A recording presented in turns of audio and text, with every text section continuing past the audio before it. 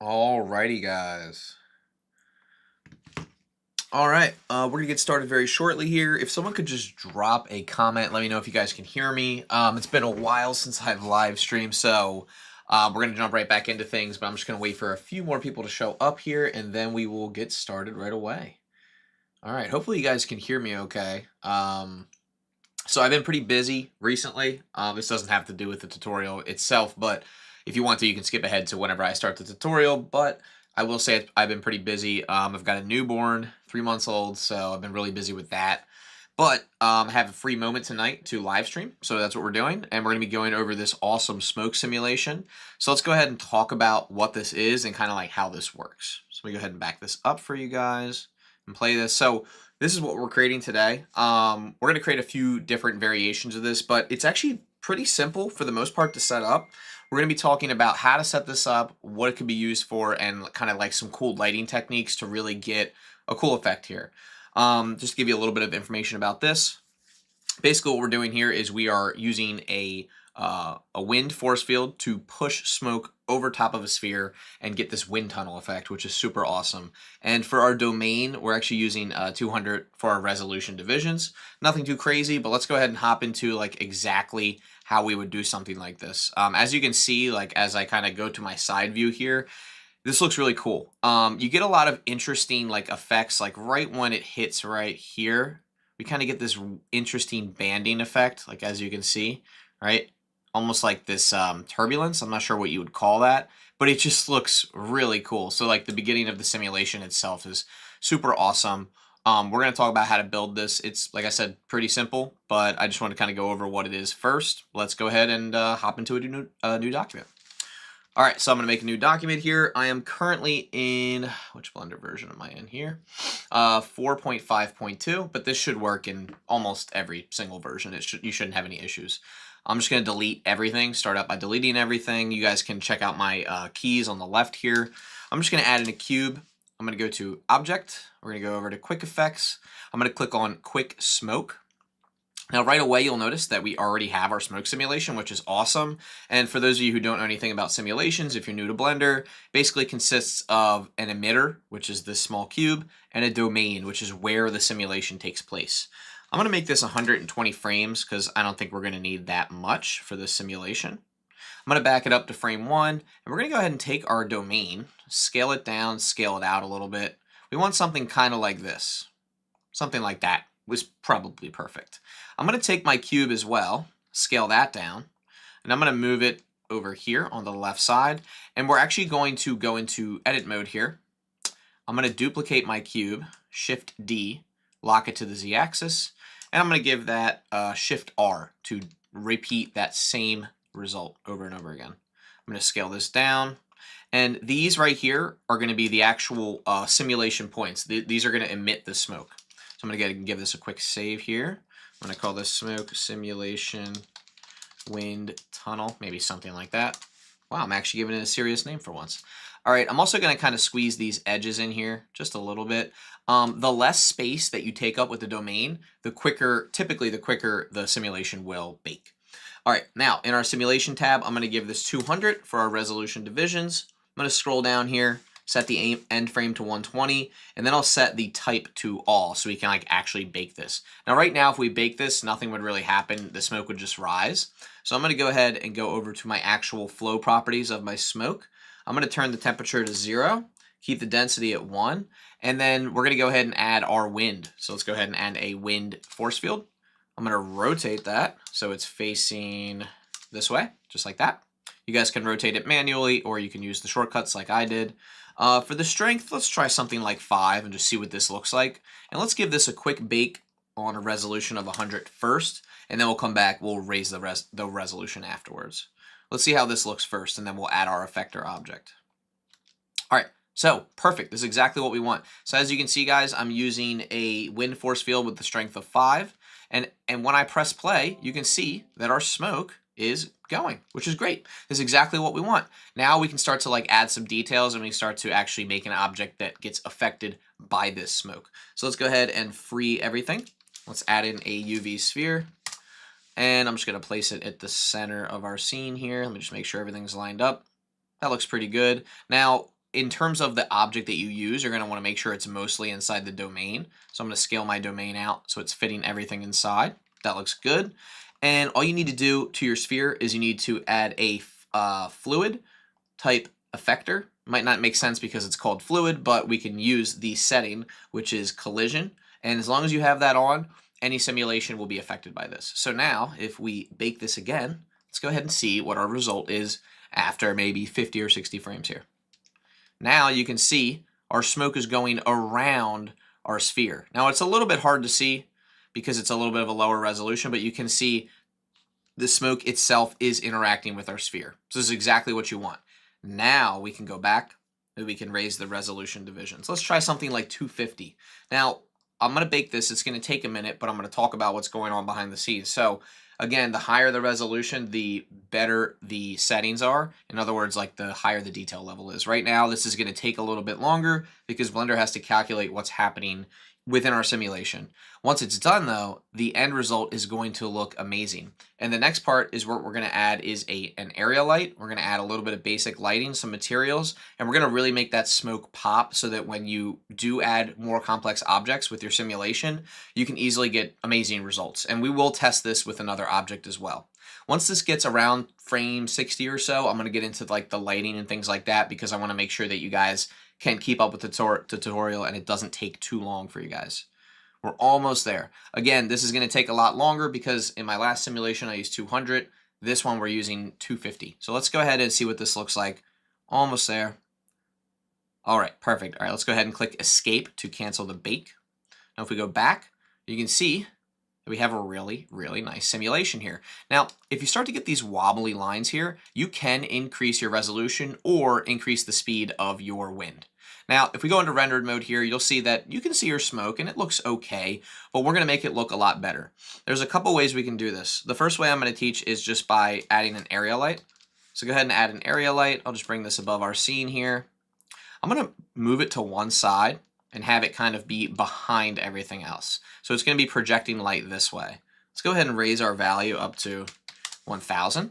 And already we have a really nice result. Now, as you can see, this really lights up our smoke. And if this is the result you're looking for, then keep it like that. Another way we can enhance our smoke is if we go to our domain properties and we go into our material properties, pop open this volume tab. This density value is what you want to play around with. We're going to make that 50. And now, here's where things get interesting, right? This density value is quite literally the density of the particles within the smoke. So like the heavier the smoke is, the more dense it's going to look. Right now, the density is pretty high. I think I'll set it to 25, see what that looks like. That looks pretty nice. Depending on the lighting you have, excuse me, you're going to get a different result. I actually think this looks pretty cool, but let me maybe knock it down a little bit more.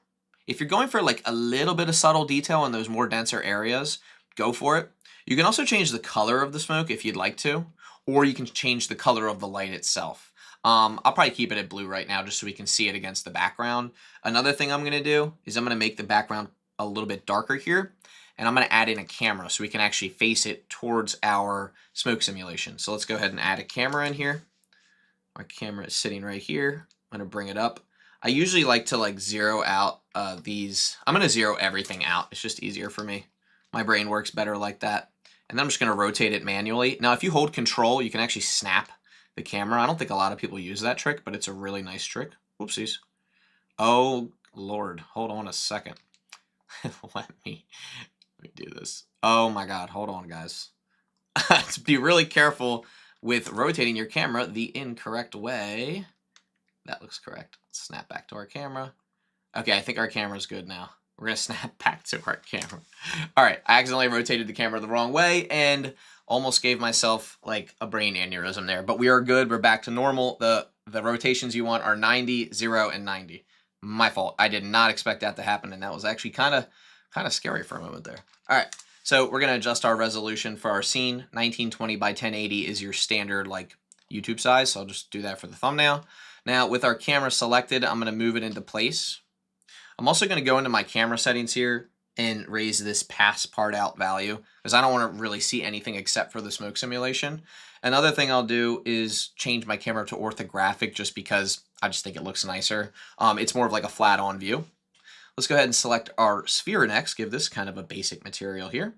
I'll just give this kind of like a metallic material with maybe like 0.33 roughness. I'll shade that smooth. That looks really nice. You know what? We could also give our sphere a subdivision surface, but keep in mind if you do this, when you rebake, it may take longer because your sphere has more geometry to it. Now, you guys are probably wondering, well, Kenny, this looks horrible, right? Because there's so many little boxy lines around the smoke domain.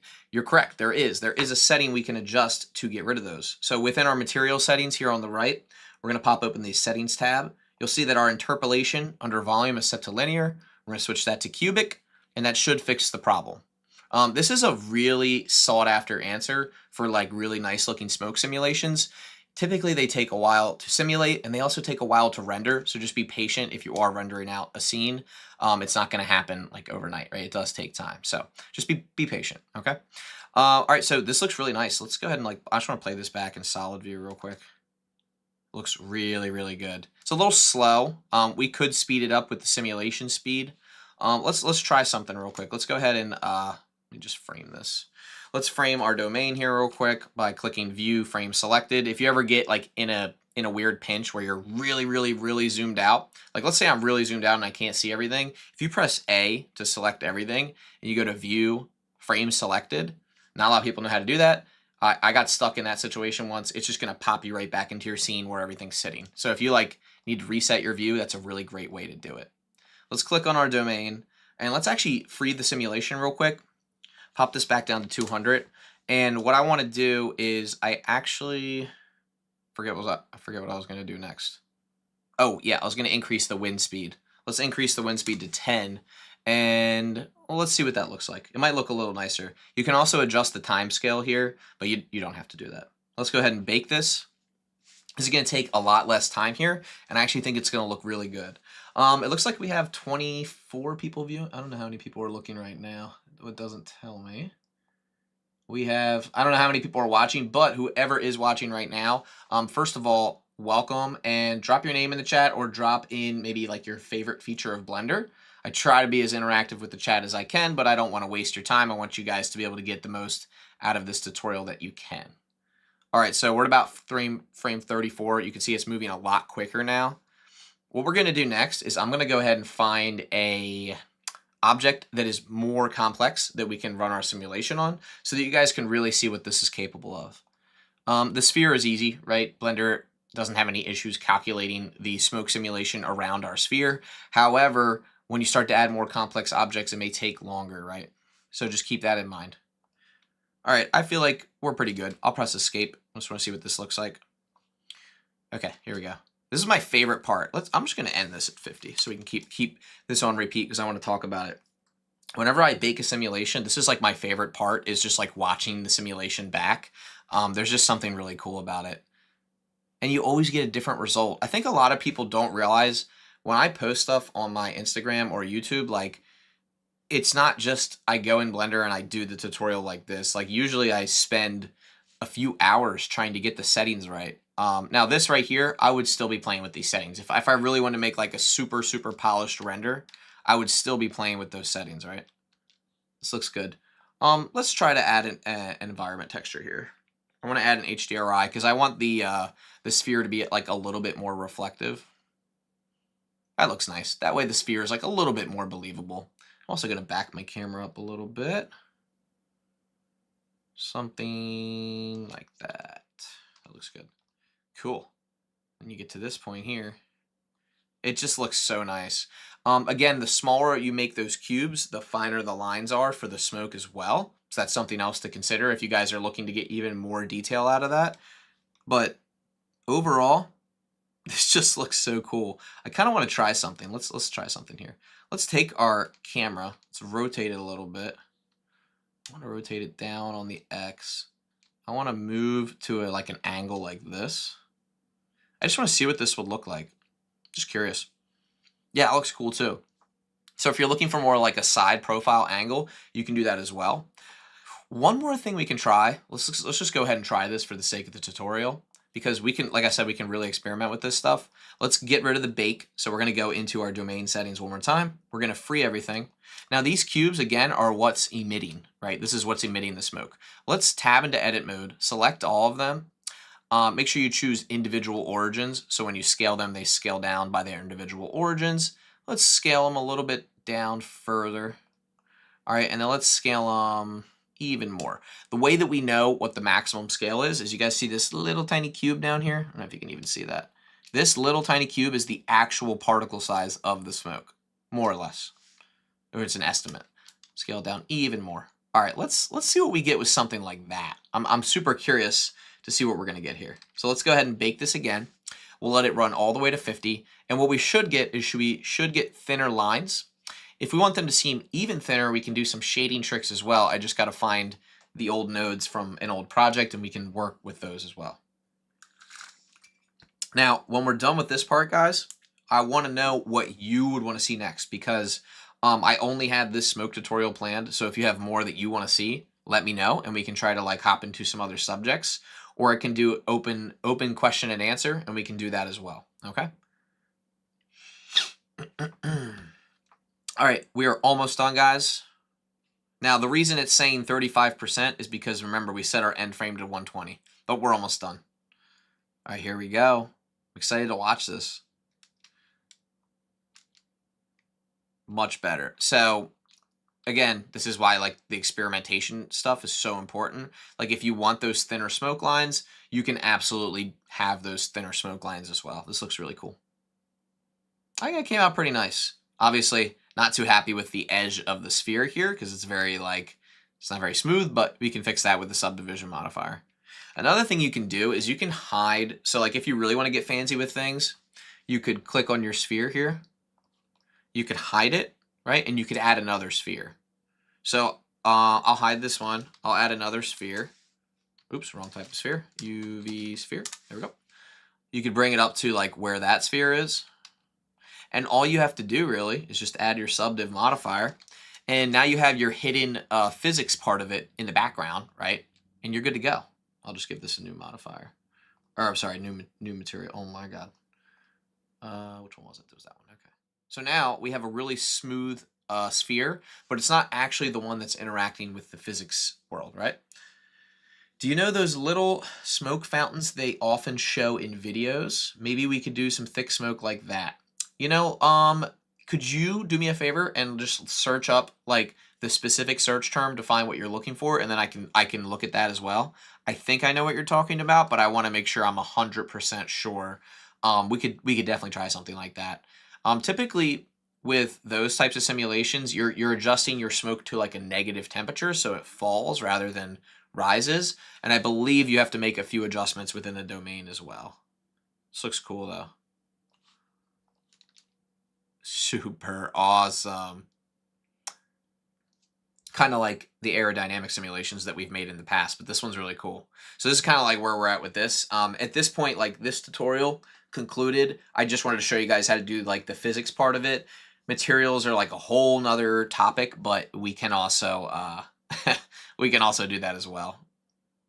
So with smoke falling, I'm just going to go ahead and open up a new document here. With smoke falling, it's a whole different situation. So I'm going to add in my cube again. I'll go over to my object quick effects, quick smoke. Now, obviously, by default, the smoke is going to rise like this.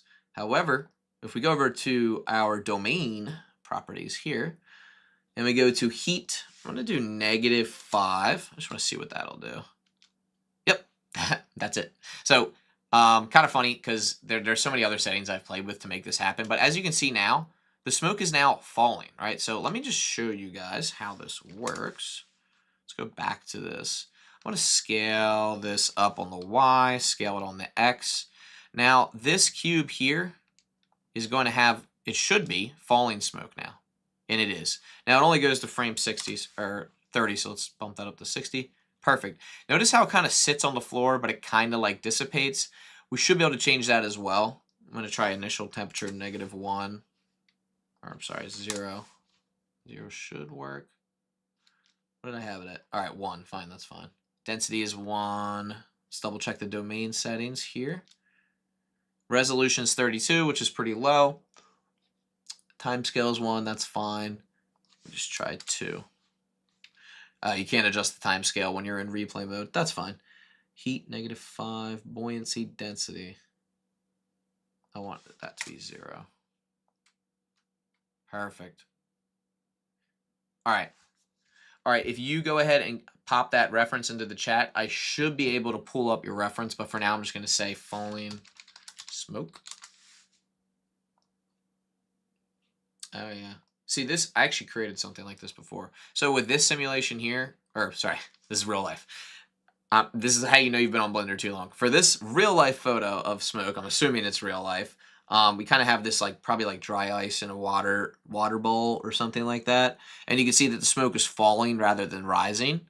It's interesting because it's still going to interact with the objects in like a similar way. Let's see. I'm assuming this is what you're talking about here. Something like this, one of those incense burners where the smoke kind of like waterfalls down in like a milky fashion like that. That's also probably possible in Blender. Let's see if there's any other good visual references. This is really cool. I've seen also some tutorials where people do those like classic ink drops. Those are really hard to do because there's so many like settings that you have to experiment with Blender. But I can also show you guys kind of like how that works too. I've been doing a lot of experimenting with physics stuff lately just because that's what I love. But yeah, that's possible too. So like with something like this, I'll just show you. I'm gonna make the domain taller so we can have our waterfall effect. I'm gonna go back to frame 1. Go ahead and move our simulation up here. Scale this down, move it, something like that. So like these two things, I'll just quickly make these fluid effectors. Now let's just duplicate that. So like what should happen here is the smoke should fall on this one, and then it should fall on the next one. Let me just see. All right, that should work. Let's go ahead and make sure this is above. All right, let's try it out. And it does. Now let's go ahead and let's actually bake this out. Let's go ahead and click on all. I'll do 60. Let's do a time scale of 2. And how about a resolution of 100? I just want to see kind of like what this is going to look like. Yeah, that's exactly what you meant. Yep, that's what I thought. I did think that that's what you were referring to, so that's good. All right, let's see how this comes out. And then maybe what we'll do is we'll do some like abstract smoke like explosions, things like that. And we can kind of get into like that ink drop effect. Ooh, look at that. Hold on. Now I gotta go ahead and raise the time steps up. Let's raise the time scale to 3. And I'm gonna go ahead and set this to 120. Because this is gonna look really cool now that I've seen it happen. It's gonna look really awesome. Here we go. Alright, let's bake this out. I think this is gonna look really interesting. Looking back, maybe this is what I could have done for the original tutorial, but regardless, what we should get is we should get this kind of like waterfall effect of our smoke falling down. You guys can see it's baking in the bottom right there. And then it should just hit our different surfaces and collect at the bottom. Now there is a dissolve option for our smoke, so we can make it like slowly dissipate and disappear over time. I typically don't mess around with that unless you're looking for like super realistic like simulation. All right, let's see what this looks like. So cool. So awesome. I want to see this in rendered view. So cool. Let's add an area light to this. I just want to, let's get some light on the scene real quick. Very cool. Let's go ahead and bump up our density. That's cool. That looks awesome. Let me just save this one as sublimation. Because technically, I saw it, sublimation. Very cool. Yeah, I guess you could turn gravity up too. Yeah, but this looks awesome. Whoo! So cool. Let me adjust my lighting here. It's not going to want to let me grab the area light right now. I just want to see if I can get some like really dramatic lighting on here. So cool. Oh, and we also have to enable our cubic option down here. Now we get really smooth smoke. So dope. You know what? Let's just see. I'm just curious. If we were at 100, this would be what we would look like in terms of density. Look at that like plume that you get. That kind of like cloudy effect. Let's look at it from the side view. So cool. All right, let's try something else here. I want to try raising the resolution to 150, and I want to make this like even smaller. I'm just curious like what this will look like. But that came out pretty cool. I'm not gonna lie, that was pretty cool. All right, next what we're gonna do is we're gonna do some zero gravity like explosions. So we'll have like what I'm thinking we'll do is like have a force field that just pops real quick. Smoke comes out in sort of like a billowed sort of like complex physics simulation, and I think we can make it look really, really interesting visually, just for fun, you know, just experiment around with this stuff because physics, like I don't know how I felt. The funny thing is, like with Blender, is physics was the first category that I experimented with.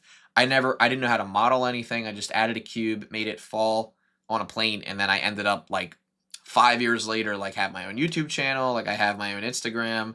I work with CG Cookie now. But I just remember it all started because I just wanted to see what the physics would do, and now here we are. And I just love like how my journey has progressed, being able to talk to you guys, being able to like I'm going to BCon next year. I went last year. It was so much fun. I'm going this year. I don't know if anybody's going. I'm using my business expenses to do that. So like all the money that I earned through my Gumroad and like Blender Market, Superhive, you name it, like all that stuff, all my courses, all the money that comes to me, I'm investing some of that to go to BCon just because I had so much fun the 1 year.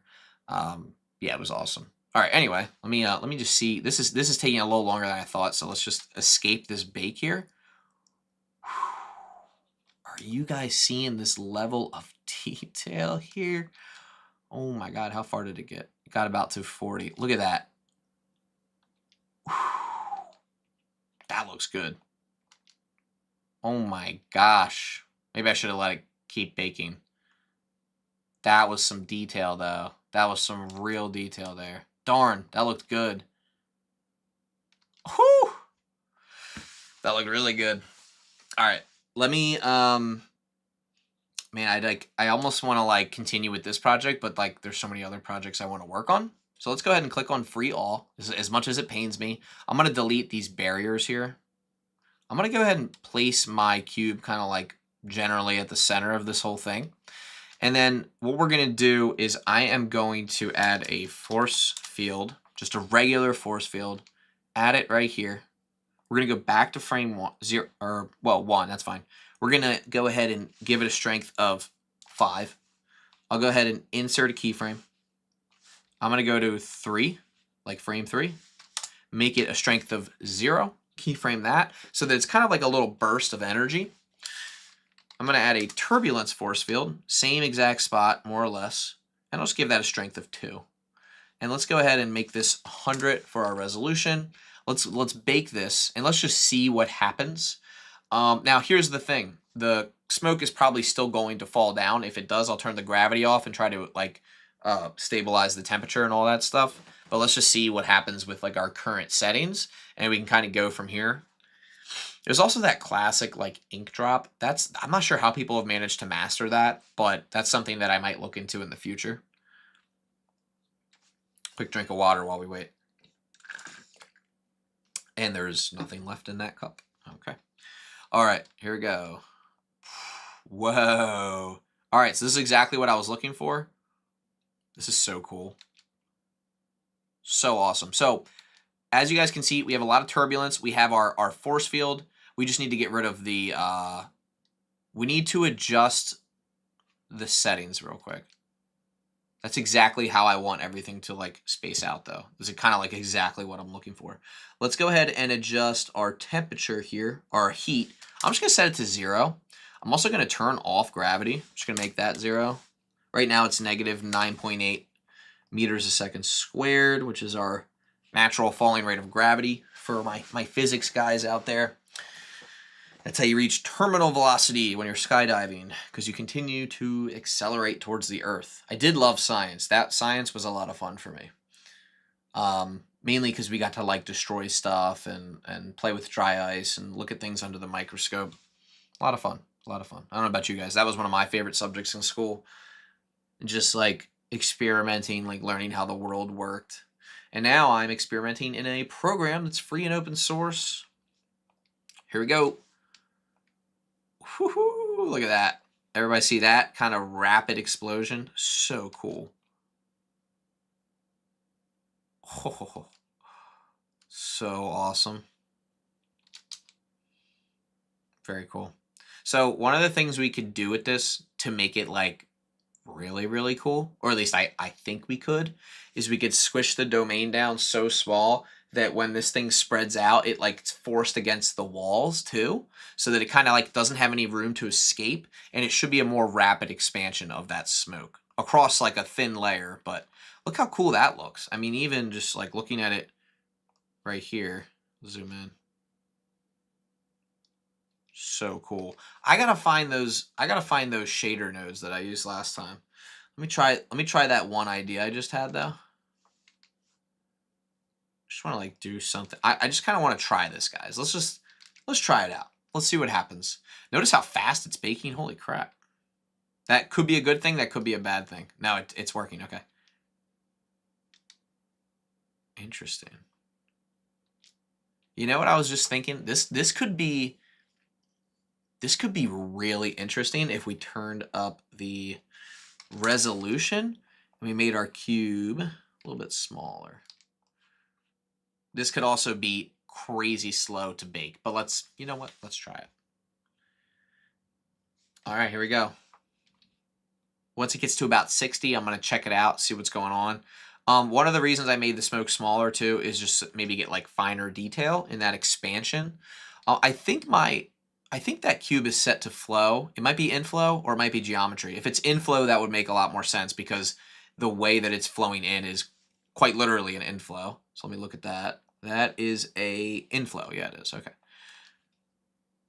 All right, that's not what I expected. Not the result I was looking for. All right, that's okay. All right, let's go back. That is all right. Hello, sir. Sorry, but how do 3D artists make cobblestone ground? Gave different shape, like circle or any shape. I don't know how to do it. Are you talking about like the stones themselves? Like you're saying if you made a cobblestone ground, like how to make the stones like a certain shape or how to make them follow a path? Can you be a little bit more specific about what you're asking there and I can try to help you? Let's try that. And let's go, you know what? We'll go back to one. We'll go to 150. That's fine. There's so many cool things we can do with this. All right, let me bake this, guys, and then let's go back into the shading tab. There's something that you can do with the density to make it like sharper so that the smoke itself is like more crisp. And I forget how to do it, but I'm gonna look back at an old project and we're gonna see if we can pull the nodes from that project. Oh, you want the cobblestone to follow a path? What I would do, I would just I would probably use like geometry nodes for something like that, just because there's so many projects that allow you to expand off geometry nodes now. You just draw a curve and the cobblestone will like follow the curve. So that's definitely no, that's all right. That's probably what I would do is I would go the geometry nodes route. I guarantee you, if you look up geometry nodes cobblestone path, that someone has done this before. Almost guaranteed. But we can once I get done this shading part, we can look at that too. Okay. I'll It's okay that you're not good at English. That's totally okay. Honestly, I'm not that good at English, and it's my first language. So I promise when we're done this, I will go ahead and go over to geometry nodes, and we can try something like that. Okay. Let me do this first, and then we'll get to that. All right, here we go. Ooh, very cool. All right, I just want to see, guys, in the shading tab, if we go to our domain material, so we have our density here. If I'm correct, if you plug in a color ramp, let's try this. Color ramp to, the density, and then you do a math node set to, what is it, multiply. Okay, let me just see something here. Yep, that's it. So look, does everybody see what's happening? I don't know if you guys can see this or not. It's going to be harder to see on your end, but what you can do is you can kind of like define the outline just a little bit more. I think there's another setting. I don't know exactly what it is. That looks really, really cool though. Wait, what? Oh, maybe it was this then. Oh. I don't really remember now. Is it this one? Maybe I had it right before. Okay, I'm gonna have to look into this one. That's cool. That's kind of a cool effect though. It's kind of like disappearing. All right, let's go to the cobblestone thing. This has been fun with smoke, but yeah, let's try this cobblestone generator. So I think I'm just gonna start with like a curve, and we'll build off that curve. Let's just add like a Bezier curve right here, and let's go over to geometry nodes, and I'm gonna do curve to mesh, and then for the profile, I don't know, I'll just do like curve. Let me see something. Let's see what they have. Curve, primitives, curve circle. We could do a curve spiral. I wonder what a curve. I just want to see what this would look like real quick. Yep, that's what I thought. So, all right, this is awesome. All right, so here's what's cool about this. So we can make the curve itself have like a rectangle to it, and then I bet you if I go to subdivide mesh, I want to see what this looks like. Yep. All right, so here's what we're doing. We're taking a curve, okay, that's already in Blender, like outside of geometry nodes. We are giving it a mesh with the quadrilateral profile. Then we're subdividing it. Now what we can do is we can say mesh to points, right? And then anywhere there's a point, we can add a cobblestone. So I can say instance, oh shoot, instance on points. Sorry guys, it's been a while since I've done geometry nodes. You can do instance on points, and then let's just say your cobblestone is a cube, just for right now, which it's not. I realize it's not. But if it was, with a very, very small value for a size, let's just make this even smaller. Let's just say you were trying to make like a cobblestone path like that. So now, right now, let me just save this because it's actually pretty cool. Cobblestone. Oh, you can't stay any longer? Oh, snap. All right, that's all right.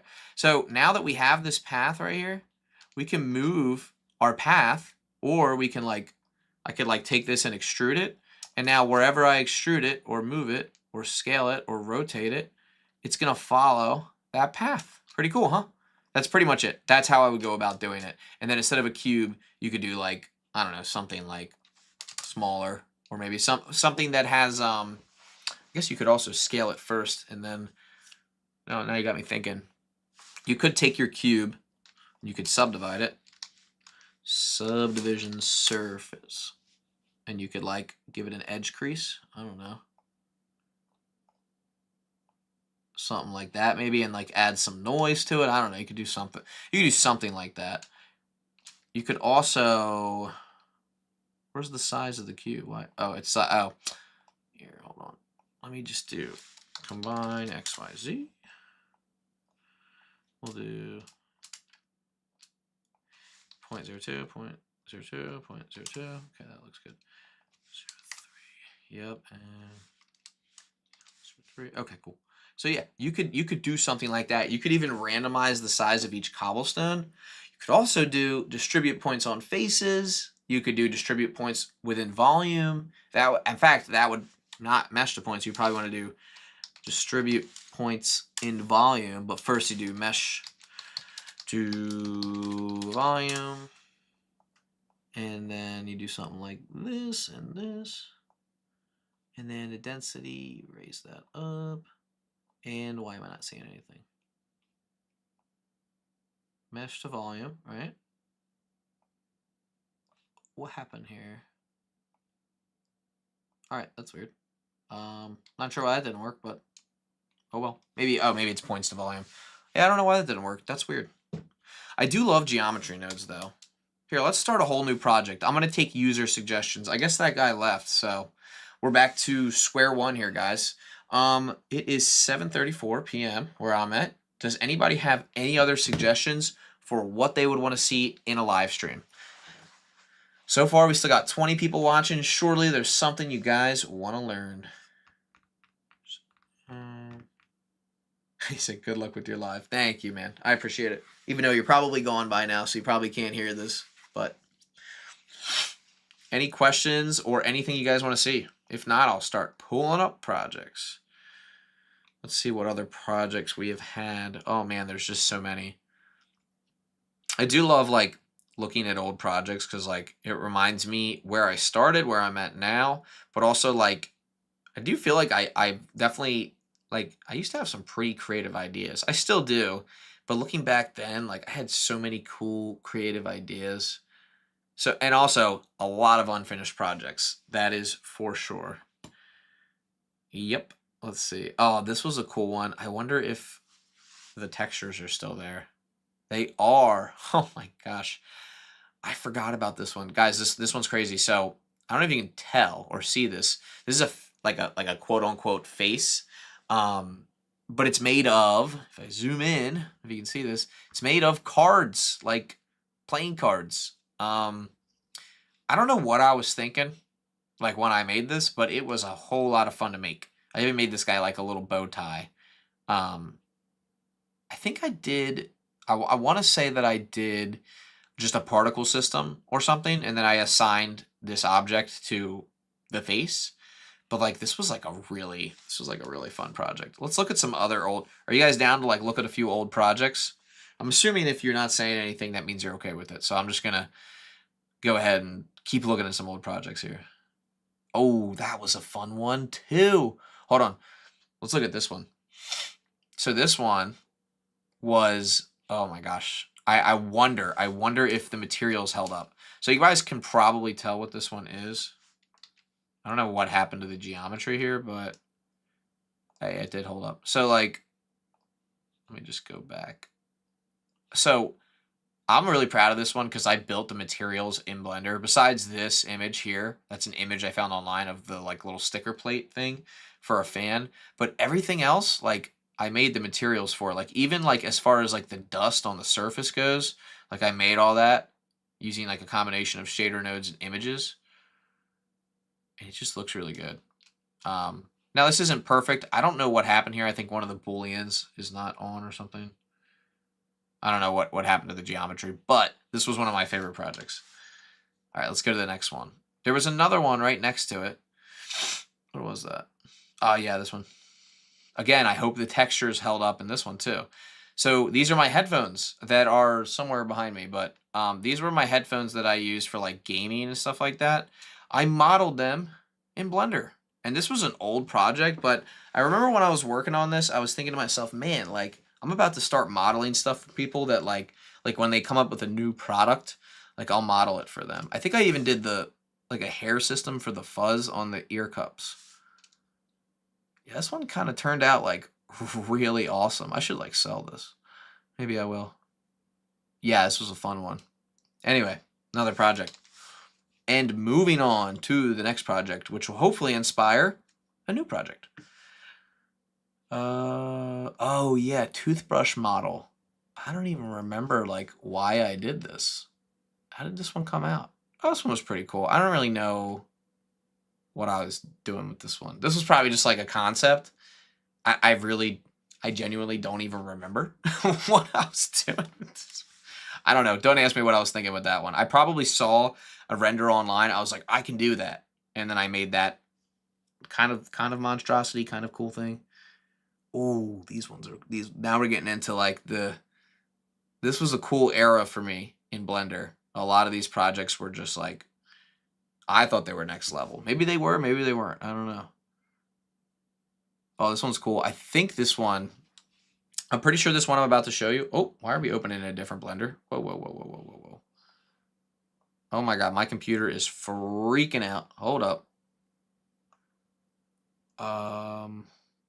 Okay, so here's what I remember. Before I press play or anything, because you didn't see me press play yet, here's what I remember about this one, is that I think I wanted it to excuse me. I wanted it to look like the sphere was touching down on the earth and then everything expanded outwards. Let's see if I did that. Oh, yep. So I used dynamic paint for this one.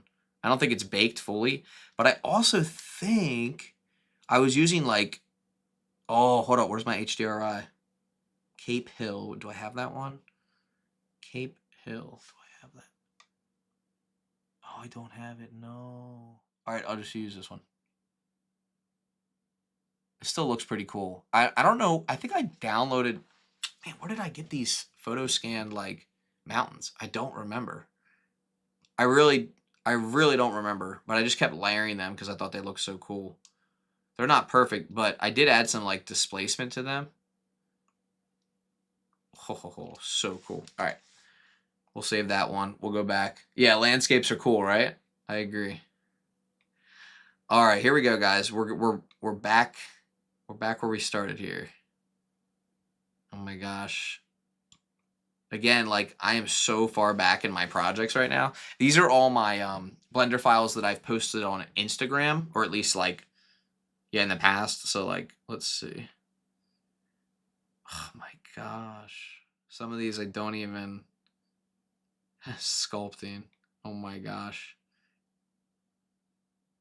This is like bringing back so many like memory. I mean, this was when this was when I first hit 5K followers on Instagram right here. So like this was, I mean, this was geometry nodes didn't exist. Like I don't even know, Blender wasn't. I mean, Blender was a big thing back then, but like so much more popular now. Did you do geometry node? Oh, I'm sorry. Could you make an object kick up dust behind it, like a speeder going through the desert? Ooh, that could be cool. All right, let's do it. Here we go. Let's do, we're going to do, so Peter, was it Peter? Did I say it right? Peter Olson Sound Design. We are going to do like a rough draft of it first, like bare bones. Like, let's just see if we can even get the effect to work, okay? And then we'll go from there. The way I'm thinking this could work is we have particles on a plane, right? Like a surface. So let's get a plane. Okay, particles on a surface. I'm just thinking, so this is going to be like my design process. This is how I think of things before I do them. But here, I'll just annotate it so you guys can see what I'm thinking first, and then we'll try to do an experiment and see if we can get it to work. So I'm imagining, right, all these things on a surface. I don't know if you guys probably can't see that, can you? Yeah, so all these things on a surface, specks, that are sitting there flat, right? There's no gravity, or maybe like just very subtle gravity. As this object passes over, it's got a limited force field that is forcing objects behind it, and then there's turbulence that will twist up the motion of those particles. That's how I'm imagining this could work. Will it work? I don't know. So we're gonna try it. The hardest part about something like this is that you're gonna be having to like keyframe force fields and stuff. But let's try it out. I mean, because we don't really know if it'll work or whatever. So let's go ahead and unhide that plane. I think for this plane, I'm just gonna do like a simple particle emitter. Perfect. So we have our particles. Now what I'm thinking we'll do is we'll set our lifetime, like for the instances of this, let's set our lifetime to 120. Okay. Let's bring, I love a good, I really do love a good Blender challenge. I really do. So thank you for that. All right, so let's go ahead and insert a keyframe right here for our cube. Let's just have it kind of travel, I don't know, over 60 frames, maybe it travels all the way over here, right? So we play this back. I'm just inserting keyframes. The cube travels, nothing happens, right? Because we haven't really enabled anything. But I'm just gonna call this dust kick, just because this could be really cool. Who knows how it'll turn out, right? Let's try it out. Now let's go ahead and we'll keep the gravity off for right now. Okay, just hear me out. Turn the gravity off. Okay, so right now our particles are going to kind of travel upwards, and that's because they should have an initial velocity, which they do, 1 meter a second squared. I'm going to turn that to 0. Now they should just spawn here, but I don't want them to spawn. I want them to be there automatically from the beginning. Does that make sense? Like I don't want them to spawn in and out. So my lifetime, I'm going to make them 120. They're going to be there forever. I'm also going to make them start and end at frame 1, which means they'll always be there no matter what. Now, I'm going to add a force field to my cube, and I'm going to give it a max distance, right? So here's the max distance line. Where is it? Cannot go beyond this dotted line. Now let's just watch what happens. This is just a rough proof of concept. What should happen is all these particles should get pushed away, but they won't fall and they won't rise either. So let's just see. That's what should happen. And it didn't. And that is because we probably don't have enough strength. Let's try that. And we're still not getting that. That's weird. Let me see. Let's see if our particle Force field has, let's just give it the very slightest bit of speed. No, that's weird. Okay. We're going to have to look into why that force field is not affecting our particles. It's a point force field. That's very strange. Okay, I'm a little stumped. Hold on. Physics, Newtonian, yup. Field weights. So field weights usually will tell you what's affecting what. It's surprising me right now that, let me just add a regular force field in the middle. It may have to do with the fact that we keyframed it. Maybe not, maybe not. Well, this is embarrassing. Oh, there we go. Okay, so now we know. So see how the particles are spreading out? See, this is why I always tell everybody, like, everyone's like, why can't you make the perfect tutorial? Everything has to work the first time. I need the exact file. And this is why I can't give you the exact file. Because I sit here and I do this, and now I realize, for some reason, my force field on my cube is not interacting with the rest of the scene. Why? I have no freaking idea.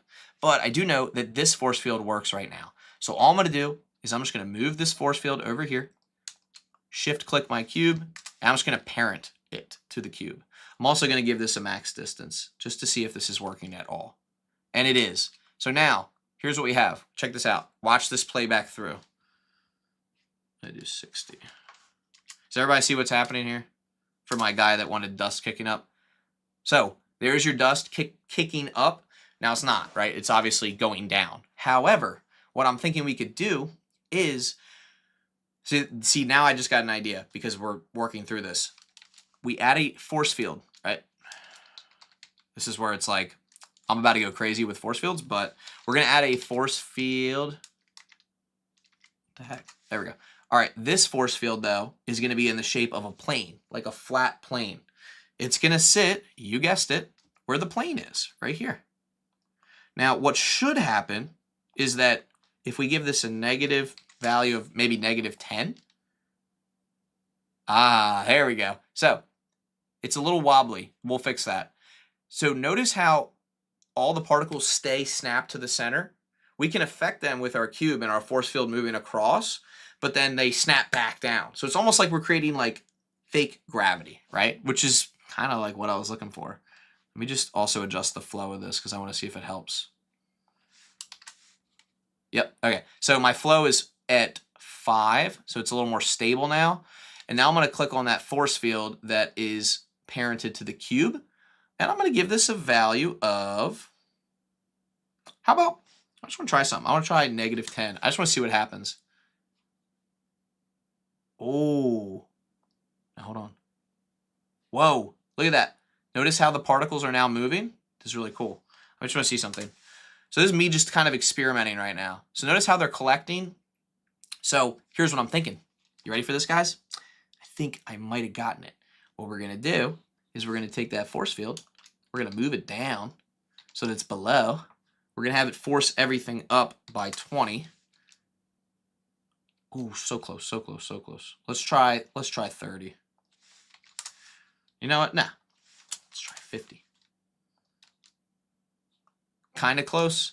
So right now it's moving the points out of the way, which is great. What I really wanted to do is I wanted to push the points up so they can like fall back down. However, it's not doing that. Why it's not doing that, I'm not sure. Let me just try point. Oh! Everybody see it? You guys see it? There we go. Pretty cool. That's close to what we're looking for. Now, let's bump it up a notch because I want to see this. I want to see this happening here. This is going to be cool. Let's see. Let's see if Blender can handle this one. Oh, look at that. Very cool. I want to read some of these comments while that plays through. Could you show us how to turn the pages of a book? Ooh, that's a good challenge too. How to do a black hole bending light? Oh my God. Just move the current cube's force field down below the plane. That way it pushes them up. That was a great idea. I swear I didn't look at that. I thought of that, but fantastic idea because it clearly worked, right? All right, so we have these things being kicked up. Now, one of the things I'm not happy with is the fact that it's too like linear, like it's not like sporadic enough. So one thing we might be able to do, let me just get this force field real quick. I want to see. Sometimes there's a noise option. Yep, there is. We're gonna turn. Let's turn the noise up to 8 because I just want to see what would happen. So cool. So awesome. All right, now another thing I want to do. I just want to like look. I want to look at this from like this perspective. Yeah. Okay.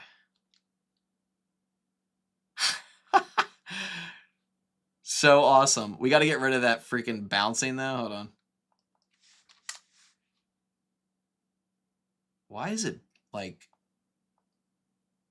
What the heck? Oh,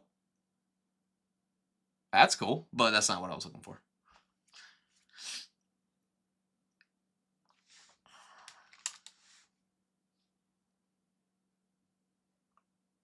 So we're gonna have to increase this force field by 100. A little too slow. Let's go back. Let's do flow of 20. So I'm experimenting with these values right now. So this force field in the middle though, that's keeping everything across the plane, it is at a flow of 20 because I didn't want everything else to bounce. But now I'm thinking that's not gonna work. So let me just see what this does. That's pretty good. What do you guys think? I actually think this looks really cool. I also kind of want to go in here in the particle settings. I want to go to viewport display and just make these like a little bit smaller so I can get a more realistic result here. And I also want to do 10,000 points.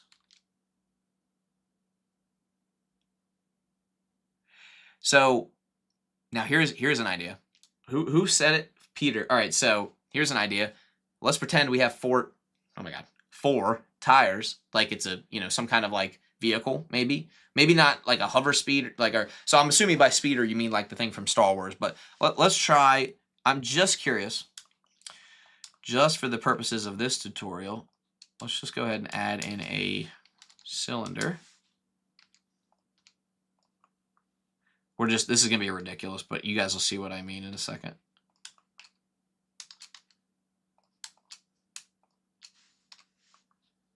Okay, here we go. You guys see where I'm going with this?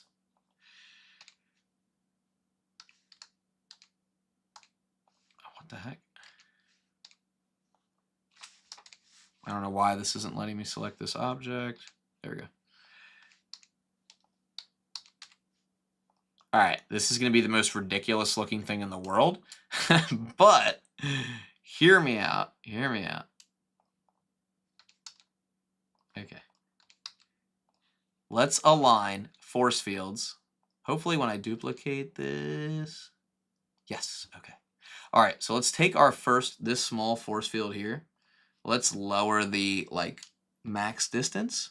I just want to see what it would look like real quick if like one wheel was affecting everything, and then from there let's just see what it would do. Kind of works. Oh, I gotta bring this up. Oh, forgot I had the other force field, which also has to be brought up. All right, let's try that. There we go. All right, so there's one wheel affecting it, right? A little more realistic. All right, and then what if we took our force field that's parented to our car and aligned it to the other wheel? Huh? Huh? Not bad. Not bad. Everybody seeing that? Pretty cool. This could be a whole tutorial in itself, but this is pretty cool because now you can so now that we have our base proof of concept, gotta move this over for you guys. Now that we have our proof of concept right here, let's talk about it. You could theoretically go and get photo scanned rocks. You can make a collection of those rocks. You could instance them to your particle emitter, right? The only thing I haven't solved yet really is this freaking bouncing motion. Another thing you could do is you could put a collision surface as your plane, right? You could have the gravity turned back on so it looks normal. But I don't know, I feel like this still doesn't look that bad. where I'm like tempted to do that.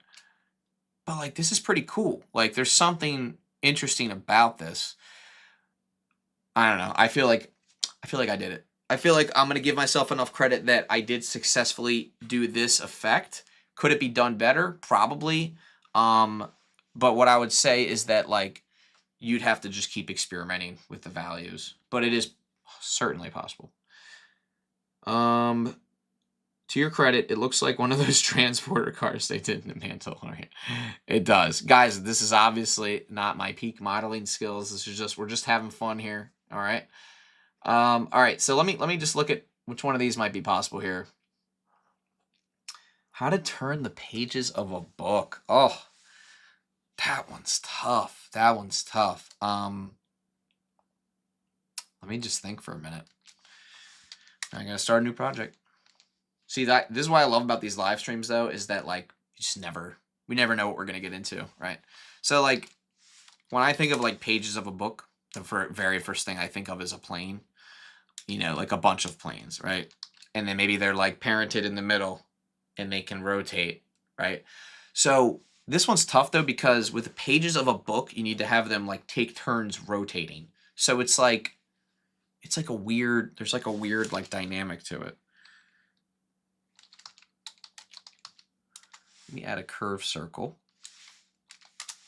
Let's just say that we had a curved circle and we had an array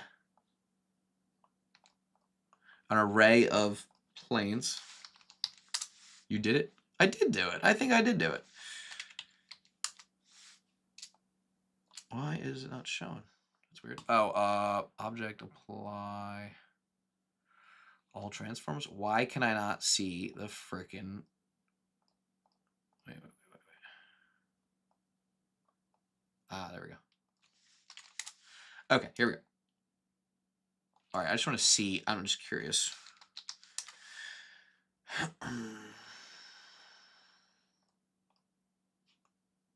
right, so here's what I'm kind of like thinking here. Hold on, let me just see. All right, so let's just say we had like a lot of pages like this. Like, let me also turn on a setting here. So what I did here is I have a plane. I have an array of planes. And then I have this like, oh, that's cool. I have this curved circle. Whoo.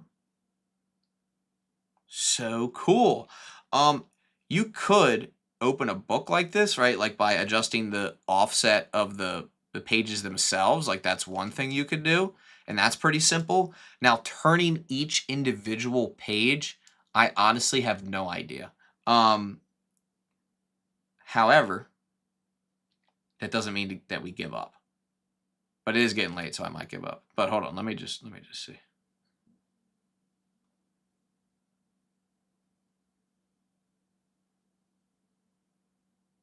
Why do I hear someone talking? I'm pretty sure I'm home alone and I hear someone talking in my house. So let me just check real quick to make sure I'm not about to get murdered. Real quick, guys. Or I'm really, really, really hungry. Where's my wife? Okay, we're good. There's no one in my house. But I do hear talking. You guys don't hear that, right? Like I'm not going crazy. Just give me 1 second, because just for my own security, let me just make sure no one's here. Huh? I'm good. All right, cool. But if I just disappear out of nowhere, remember there were signs. I thought I heard something. Okay. Squishy brain for spooky season. Yeah, we could probably do that with soft body physics. Woohoo! So with the pages turning, I don't know, like, I don't know how you would do that. Let me just try something real quick though.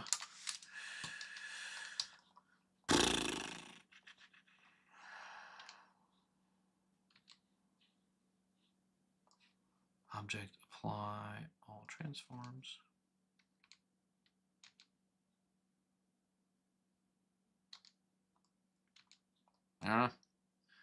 Might need to get checked, bro. No. I swear to God, though, I heard someone talking. But you know what? There's a lot of voices up in here, you know what I mean? They're saying, try this Blender project, try that Blender project, so you just never know. All right, Squishy Brain. What's next, Squishy Brain? All right.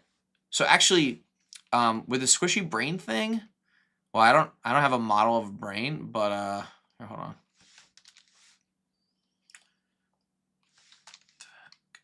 Oh my God, I'm getting a new keyboard or new brain, whichever comes first.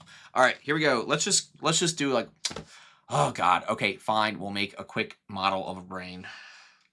Like this is gonna be a really like no. Here's what we're gonna do. We're gonna make a squishy cube. How about that? And then later we could replace it with a brain.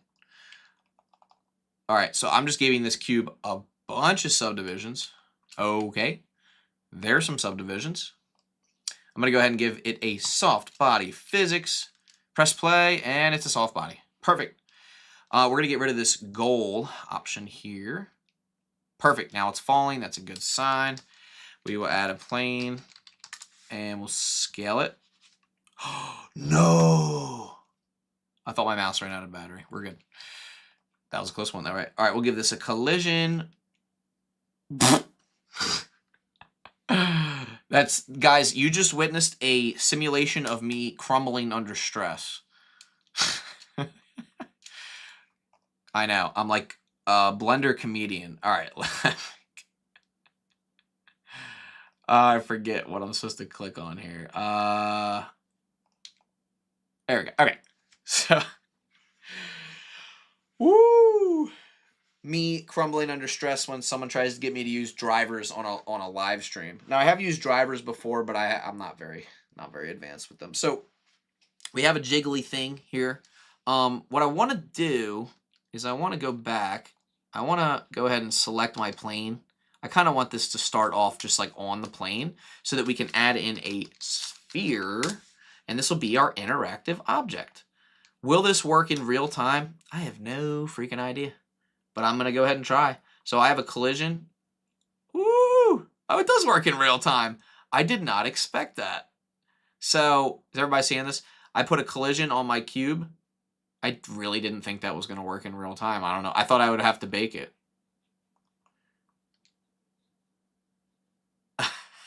That's it.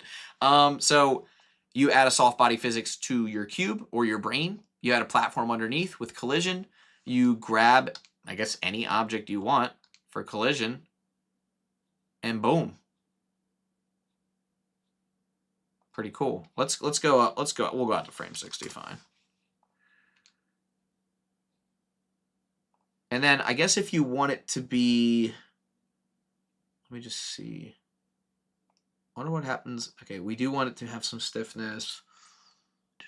Let's do 0.8 and 0.8.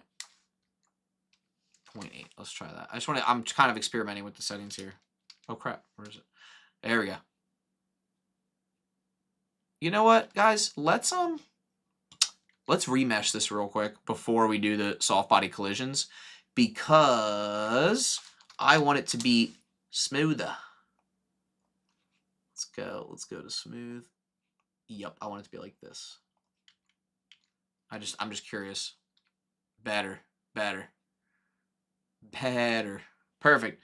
They're good for things like book pages and clock handles, propellers, etc. Yeah, I could imagine that. Yeah, the drivers. Look, it can dribble a ball.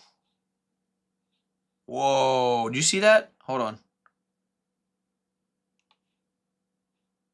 That was cool. You can kind of like squish an object. So cool. I love simulating physics.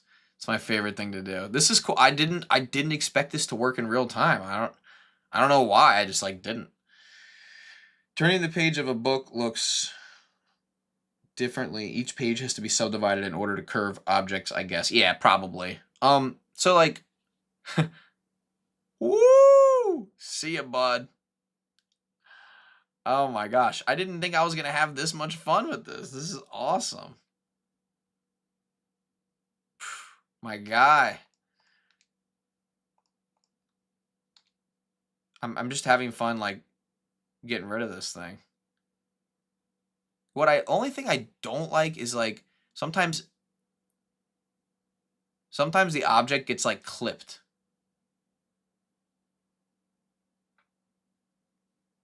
All right, I think I'm gonna go get some water, guys, because I'm still hearing the voices. So that means that I think I'm a little bit dehydrated. I'll be totally honest.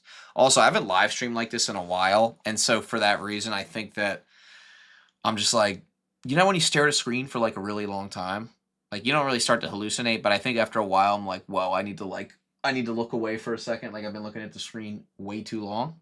So just give me 1 second. I'm gonna go get water, okay? And then I'm gonna come back. Sound good? When I come back, if you guys have any suggestions for what else you would like to see, please let me know. I don't even remember. I think we worked on like so many different projects throughout this whole live stream. And I loved every single one of them. You guys are so creative. Like, I wish I could think. See, like, if I could think of stuff like that every day, I'd have so many more templates that I could sell. And I'd also have, like, so many more project and tutorial ideas, and probably more client work in general. The squeeze of the cube looks amazing. All right, guys, I am in pajama pants because I'm chilling at home, so I'll be right back. Give me, like, literally, like, a minute to fill this up. I'll be right back, and then we'll get back into it, okay? Sound good? All right, cool. Be right back.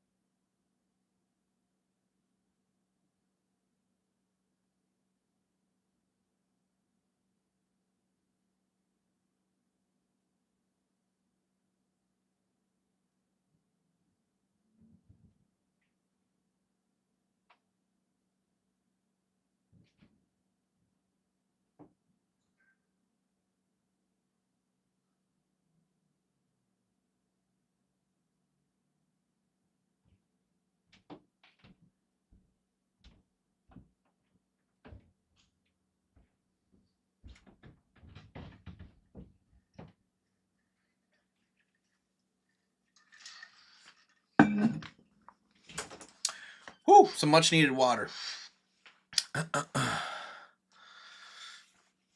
I'm always suspicious of a guy who's too good at Blender physics, but it looks great. Too good at Blender physics? What? I appreciate that compliment. But why would you be suspicious? I mean, isn't it? Do you want me to be good when I'm live streaming? At least I thought. Just can't win over here. All right, let's try something new, guys. Let me brainstorm. I'm brainstorming. I got nothing. He said yes, indeed. All right, guys. What do you got? What do you got for me? We got Alf Jose and Rud. Or wait, Rue digitized. RU digitized. I said Rue digitized. That's embarrassing. I'm assuming it's RU digitized. I don't know. Or those are your initials. Or I'm not sure. Vicente de Jesus Lazcana Gonzalez. Hi, if I want a photorealistic landscape for a simulation and avoid the modeling part, do you know of a way to turn a Gaussian splatting cloud into a 3D mesh of photogrammetry still being better? Oh, or photogrammetry still being better? No, I do not know how to do that. I'll be totally honest. However, I don't mind photogrammetry. So I'll be honest, I think that some of the stuff that I've used is just from Polyhaven. So like I go over to Polyhaven. I've also used stuff from oh my god, what was the other one called? Quixel. I think it's called Quixel Bridge. No, wait. I think it's Quixel Bridge. I forget what it's called. But Quixel Bridge is pretty cool because they also have like photo scanned assets. But if you go to assets here, you can go to models, nature. You can kind of find some stuff like piece a few things together. These are really cool because you can download them in so many different sizes. So like if you know like you're not going to be zooming into your object, you don't really need like 8K textures. It's just going to like destroy Blender. It's going to destroy your computer. There's like no need for that, right? Oh yeah, some of these objects are pretty good. I've used them in the past. Yeah, these are really cool. especially the rocks. I feel like the rocks just like work really well together. A lot of the time, like you could take this rock, right? You could take, I don't know, like a shoe or something, put it above there, and you could just like make a really nice render with like just two objects, right? With just like some really nice dynamic lighting. There's so many objects they have. But I hope that kind of makes sense. I think Quixel Bridge, I used to have it. Quixel Bridge. Yeah, here it is. Quixel Bridge. I mean, you want to talk about assets for Blender, this is the place to go. And they're super high quality. Actually, do you know much about mesh deformation when posing a character, like calves flexing when you rotate your model's ankle? No, I'm not very good with rigging and things like that, but I will tell you that there's so many tutorials out there. What I would do is I would post in the Blender subreddit, or I would go on Discord, check out what people are saying on there, because I've posted questions in that Discord before, and there were some real experts in there.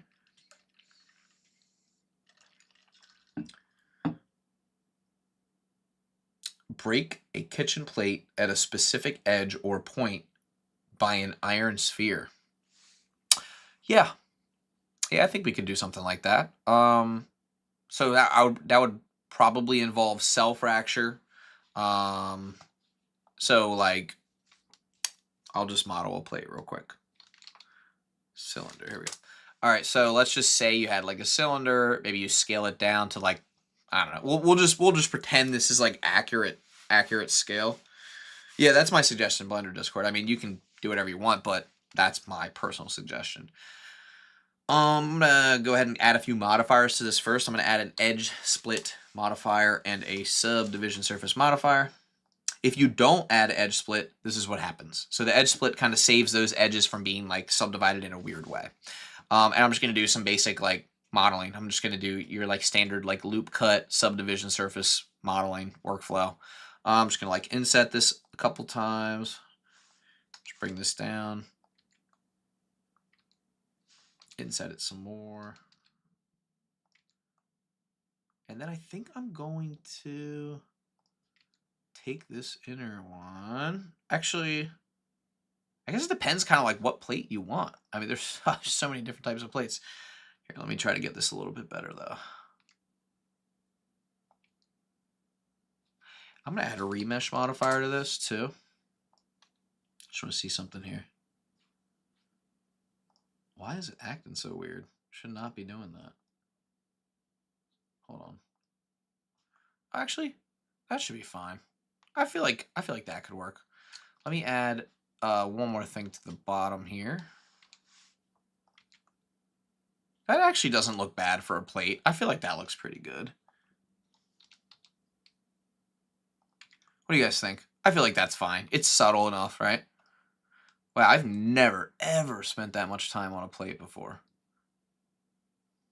Looks fine to me. I'm going to go ahead and remesh it anyway, though. I'm going to do smooth. Actually, we can do voxel. That's fine. Whoa. No, we can't. All right, we'll leave it be. I'm overthinking it. Yes, good plate. I don't know. I'm guys, this is me overthinking a plate. Okay. So you want to break the plate, do you? But you only want it to break in like a certain part. Normally I would just do like, so you could do like cell fracture for the whole thing, and then you could take the ones that you want to be together, and you could just join them together. Let's try it. Let's try my idea and just see if it works. I'm gonna hide the original plate so we still have it. Add a plane in here. We'll just do like rigid body on this, passive. Take our plate. We'll do object quick effects. Or wait. Oh my god, do I not have cell fracture enabled? Huh. Go into preferences, add-ons, cell fracture. I didn't even have cell fracture enabled. What a noob I am. Object quick effects, cell fracture. Fracture it. And there it is. Boom. And then our original ones right here, we can hide that. So here's what I'm thinking, guys. Let me just hide this. We have our cell fracture, right? Now, if we click on this and add a rigid body, right, we highlight all these, go to Object, rigid body, copy from active, and then we press play. It'll fall and it'll break. Bazoom. However, what we really want to do is, I don't know if this will work, but if you like, let's just say you highlight these ones and you click join. So I'm curious what would happen. Okay, no, that doesn't work. Let's get rid of the rigid bodies first. Let's join these right now. Oh, they really don't want to join. Join. Why won't you join? Join. Ah, there we go. Now it's all one piece. Now let's add a rigid body to this. Repeat the process. Object, rigid body, copy from active. All right, now here's what we need to do. We need to make it so that instead of convex hull, it's mesh. Object, rigid body, copy from active. This might be a little glitchy. Indeed it is. So we are going to... Why are you so glitchy, my friend? Let's go to individual origins, scale it down. I just want to see if it's the scale. It is. So for some reason, it was the scale. Now, how do you make it? So you're probably wondering, Kenny, this is great, but how do you make it so that it only cracks when it touches the surface? Well, if you want it to only crack when it touches the surface, what I would probably do is keyframe the animated checkbox. I forget what you have to do after that. Oh, sorry. You keyframe the animated checkbox, but it... Oh, man, I don't remember. Gotta make it... I forget how to do this. I, like, slightly forget how to do this. I think you have to keyframe it so it starts and stops with the animated checkbox. But this is more or less how you would go about doing all this stuff. So you'd be like, you gotta go up here and be like, boom, you know what I mean, random. Why am I getting this like weird? Oh, I'm in edit mode. How did I get there? Oh. Oh my God. I don't know how I got there, but there you go. I don't know. What did I do, guys? Hold on. Oh. Did I make one of these? Hold on. Did I make the wrong thing? Nope. There's no hidden rigid bodies, so that's good. Oh. Our plane is a convex hull. What was I thinking? And that didn't fix it. But that could have been one of the reasons why it wasn't working. So why it's not working, me not know. Me just try to fix. Why are you exploding everywhere, my guy? Oh. Do we have to apply the scale? Object apply scale. Nope. Oh, you know work. Mesh. One period.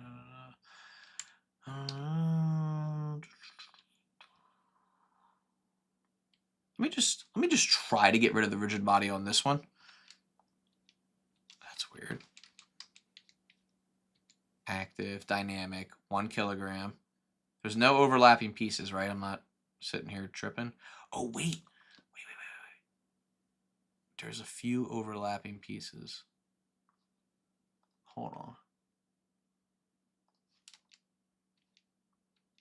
I don't know why that's happening. I'm not gonna lie.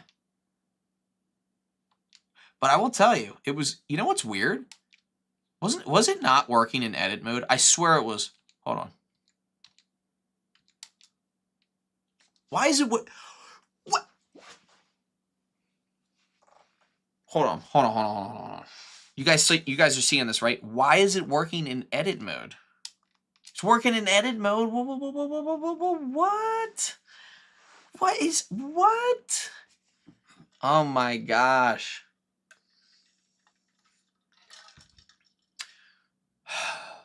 I need a break. Oh, I got a comment. The plate should crack at the position where the heavy iron sphere will have contact with the plate. Oh, I see.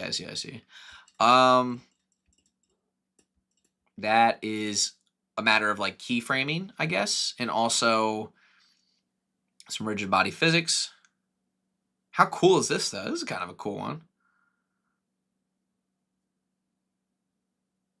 The friction, I'm surprised at how quick these like little pieces like slow down. Jose, I don't know, man. I don't know if I really feel like doing this one. But that's a loser mentality, so hold on a second. Let me just see something. See what the heck is going on here. Now, Jose, if you did want to like theoretically, if you wanted to do this the right way, you would probably want to just go ahead and do a rigid body passive, all that good stuff. I'm just gonna add a cube for the purposes of this tutorial. Subdivide it. Bring it right here. We'll go ahead and object quick effects cell fracture. Go ahead and fracture that bad boy up. Now, if you just wanted it to crack upon an object dropping on it, yeah, you can do that. I'll just add a rigid body to each one of these. I'll go ahead and copy from active, object, rigid body, copy from active. Gotta switch this one back to passive. Now, if you press play, you'll see they all just kind of fall down, right? But if we add ourselves a UV sphere, and then we take the UV sphere, place it right here, turn it into a rigid body active with sphere type. Let's make it 20 kilograms. Boom. See how it kind of crushes into that stuff? Now, if you really want to exaggerate it, you make it 100 kilograms. Boom. You put it in the center.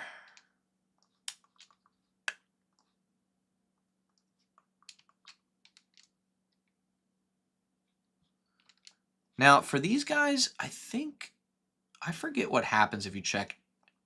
If you check animated, I don't remember. There's a way to make them sit still, and then when like a force acts upon them, then they do something. You know?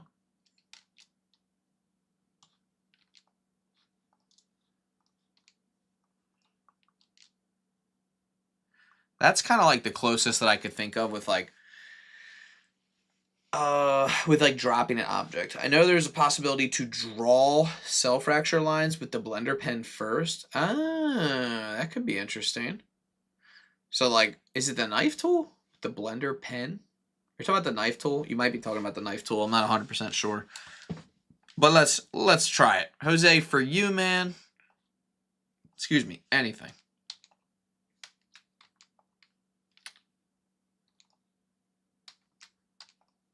Okay, here we go. Not cone, cube. All right, let's go into edit mode, and then we have knife. I've never really used the knife tool, so I have no idea how it works. Anybody know? Smooth, shear, rip region. That sounds painful. All right. What else we got? What else we got? Is there a tool? There's gotta be, right? I don't remember how you like cut up the edges of a piece. I really don't remember. I guess you could. I mean, there's like a really stupid way you could do it, but it's like dumb. Oopsies. You could theoretically like, this is silly, but you could do this. You could add another cube, press D for drawing.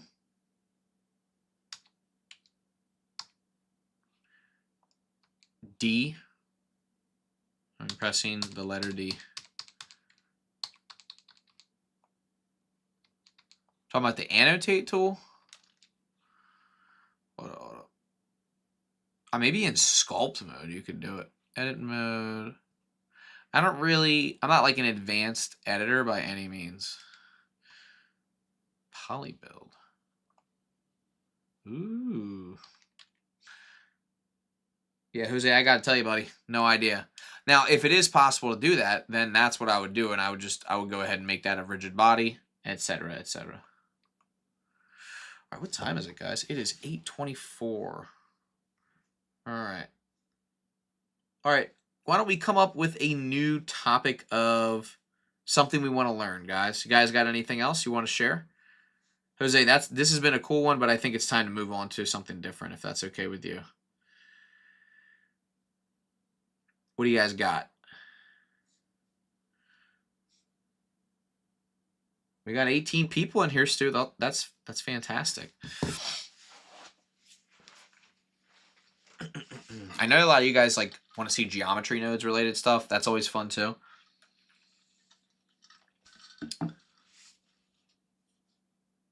Anybody got anything? Jose, you got something? This one's been fun. I think I'm ready to move on to the next one though. Let's look through some old projects for inspiration, see what we can come up with. All right, let's check it out. I'm always digging like the physics related stuff. That stuff is pretty fun. Ooh, all these physics ones, man, they're just so awesome. Particle effects interacting with the shattered glass you just made. Yeah, that could be cool too. Little particles flying everywhere.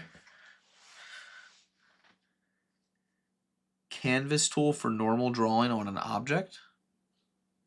You say canvas? Look it up.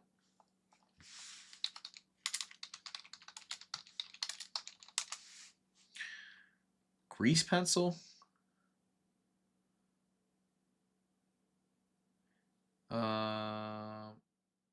Jose, I gotta admit, man, I'm not seeing it unless it's called something different. Do you know what it's actually called? Like what the tool looks like, so I can look into it. Now, I will tell you though, this is possible. Like what you're trying to do, 100% possible. I just don't know how to do the modeling part behind it, but it's possible. That's so cool. See, I wish I had thought of something like that. That was awesome. Canvas tool, normal drawing. Blender, slice object. Do you do much hand painted WoW style stuff? When you say WoW, you're talking about World of Warcraft? The answer is no, but I mean, it doesn't mean I can't do it. It's something I could probably look into. That's cool.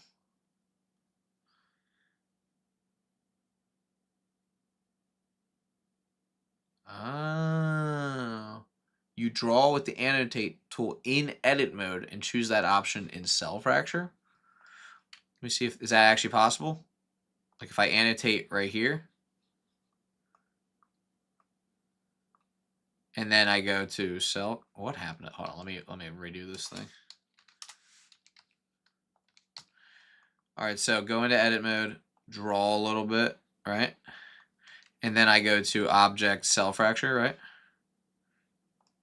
And then what do I click on? Oh, annotation pencil. Here we go. What the heck just happened? Let me add some subdivisions to this and then try again. Okay, quick effects, cell fracture, annotation pencil. What? Why you no work, bro? Object, quick effects, cell fracture.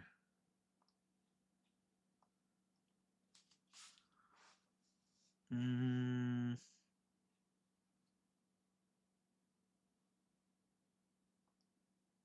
don't know. World of Warcraft Toonie game assets. No, I've never done stuff like that. Is that something you work on?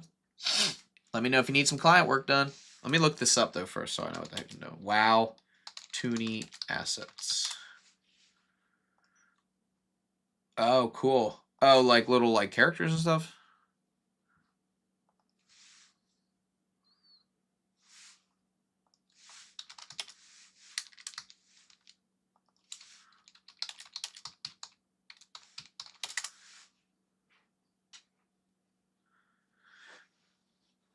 Like this?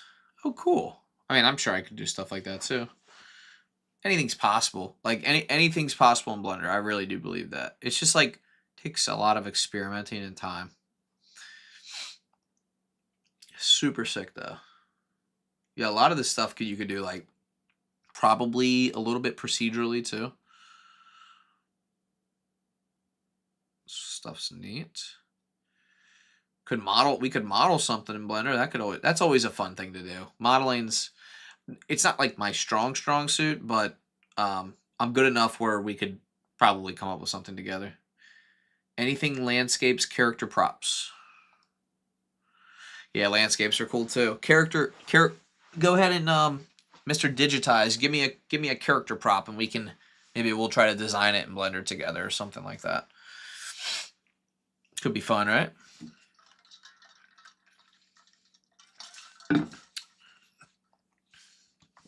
So many World of Warcraft. I feel like I don't truly grasp like how big this World of Warcraft like universe is, but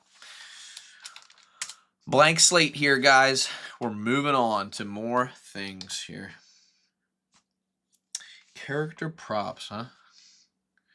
What's like the most popular prop that World of Warcraft has? Or like what's like a well-known like thing that we could like make in Blender? Something that's not like crazy complex, but like achievable within like a reasonable amount of time.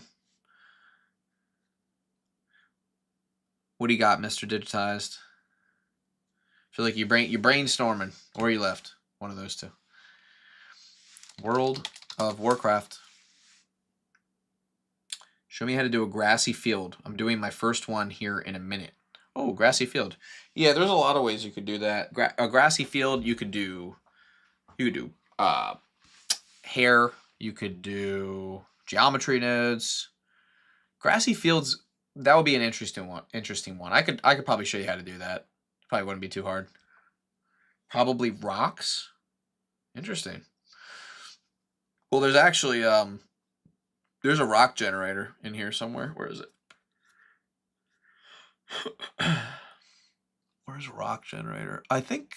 Oh, here it is. I'm literally looking right at it. There's a rock generator in here. You can just you can generate a bunch of rocks.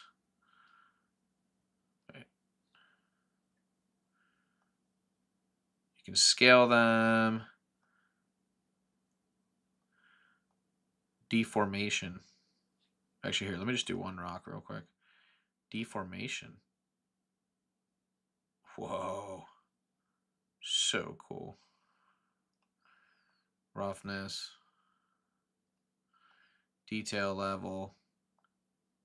Whoa. I guess that kind of looks like a rock. To use draw lines with Blender Self-Fracture, select your object, activate the annotate pool. Yep. Select its placement to surface. Oh. I just want to verify that works real quick. So annotate tool, and then hold on, placement, surface. There it is. Ah, so now the placement's on the surface. Now that it's on the surface, now we can go quick effects, self-fracture, annotation pencil. Okay. Still didn't work, but I can see how that's like a step forward. I see how that's a step forward. I don't know why it's not. Maybe I'm just not blending well today, guys.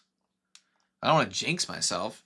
All right, so to make grass, I would probably just like start with the plane, scale it up a bit, subdivide it, and hold on, let me see. All right, maybe just subdivide it, give it some basic geometry. And then I'd probably go over to particles, add a hair system, right? And then I'd probably like make some blades of grass first. Like I'll probably start with a plane. You know, let's make our blades of grass real quick. I'll just go ahead and rotate this. Tab into edit mode. I'll scale it. Maybe like take this and extrude this. Scale it, extrude, scale, extrude. That could be like one piece of grass. I don't know. Doesn't have to be. Then you could like duplicate that, scale everything in, get a skinny piece. Something like that. Right? Duplicate again.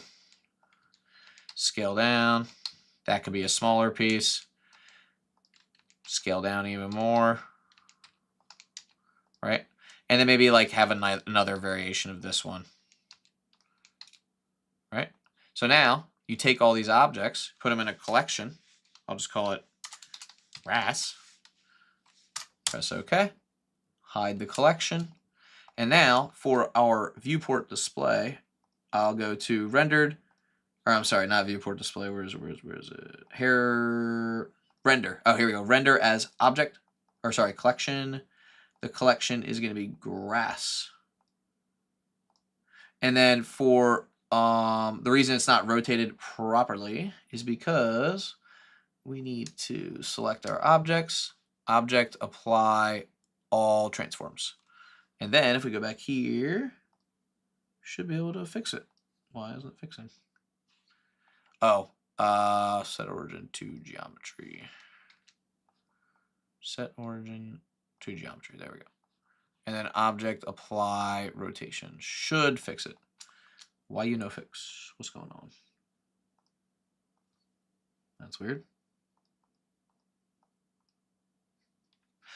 I guess another fix is you could just rotate them properly here. I don't know why that rotation's not fixing, but that's fine. Okay. I don't know why that didn't work, but that's fine. Like, it is fine, but it's like also not fine. You know what I mean?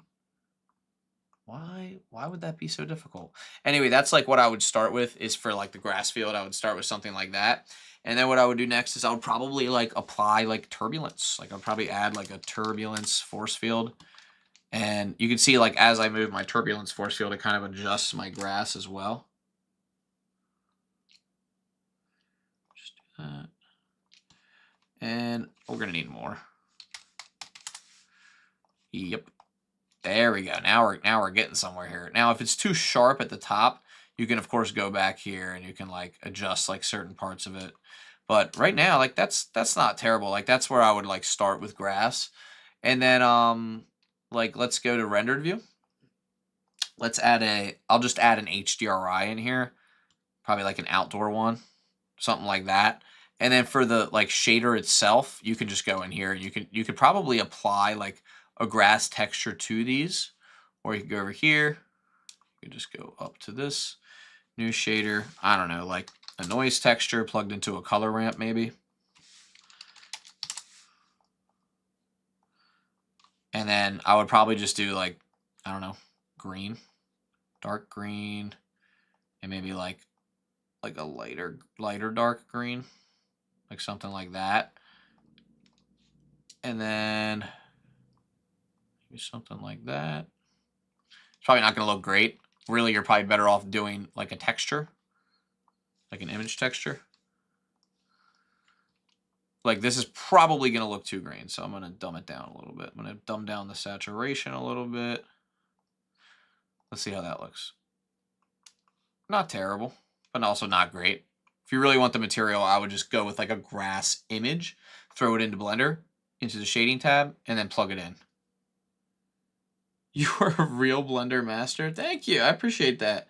It's so fun to see how you interact with the software. Thank you so much. Oh yeah, no problem. I really appreciate that.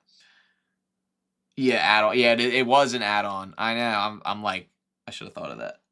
Should have thought of it earlier. It's like, because like whenever I upgrade my version of Blender, I don't think to, I don't know, I'm not always thinking about those things, you know? With these right here, you know what I think we should do?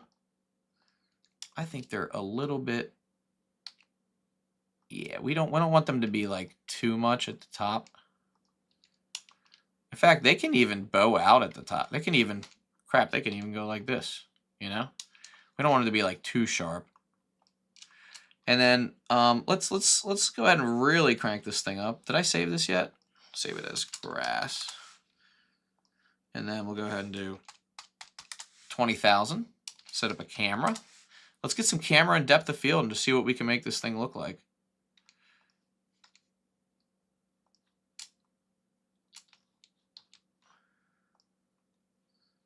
Hold on.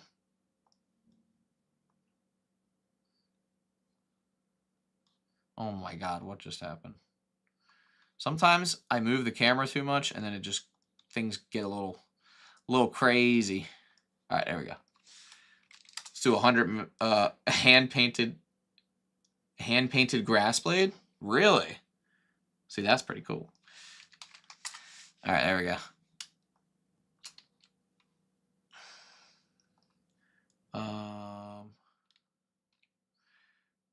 Now here's the other thing I want to mention real quick. We got to go to these. We got to go to these. We got to tab into each one and subdivide. And the reason we're doing this is because it should give our particles more interaction with the physics. Subdivide, there we go. Should. And I think it does. And then for the hairs themselves, my fault. I might have messed that up. For the segments, right now that's at 5. Let's try like 8. And then let's try hair dynamics. No, wait. Where's physics? Usually you can mess around with the physics a lot. Like right now, the hair dynamics themselves should be interacting with the force field in a more dynamic way. Where's our turbulence force field? There it is. Let's mess around with this value. The size, 0.2. Okay. Strength, 10. Let's do 4.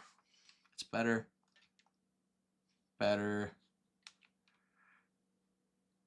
Interesting. All right, I'm going to try to apply an actual grass texture. Oh, wow. It's like Google is freaking listening to me. I don't like that. I don't like that at all, Google. It's fine, Google. I'll let it slide. None of these were what I was looking for. Grass texture. Not what I want. Although, you could kind of see, like, you could use something like this and you'd probably never be able to tell the difference because it's so small. Let's just see what happens. Or we fail miserably. Let's see what happens on this episode of How to Build a Texture in Blender. As Tan would say, Blender. She says Blender. And yes, I have met him, and yes, he's amazing. And we're all gonna miss him at Blender. I don't know about you guys, but I was kind of pissed off when I heard the news. Not pissed off. You know what? He can do whatever he wants. It's his life. But when I met him, he was just such a nice guy. So I will miss him at Blender. Hopefully he goes to Blender Conference. I'm really hoping he does because I would love to see him one last time.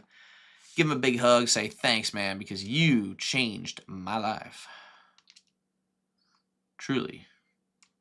I do want to see. Well, I wonder what would happen if we just popped this noise texture over here and just did a little fancy thing like that. Oh wait, no, we have to pop the noise texture. Hold on, my fault. We got to pop the noise texture over here. What am I thinking? And then plop this bad boy in here, and then just go ahead and do like one of these guys. But really, we don't want to do that because we don't know. Make it really light like that.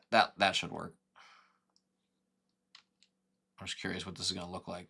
And you know what? Let's give this some transmission too. Where's the transmission value? There it is.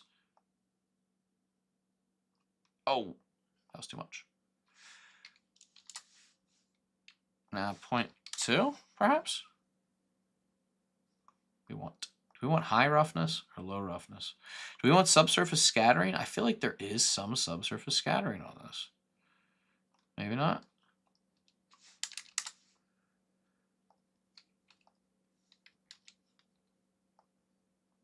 I feel like I'm not even noticing it. I'm barely noticing a difference here. That looks not bad. Now, I know he did change. You're right. He did change the world. You know what I'm going to do here, guys? I'm going to add some depth of field because you already know you got to do it. I'm not happy with this because it's not flowy. The reason it's not flowy is because I forget what I was going to say. Oh, because right now our pieces are too static, if that makes sense. However, I think I can fix it. Let me just see something. Render as none path. Just curious. Why are they not interacting in the way that I want them to?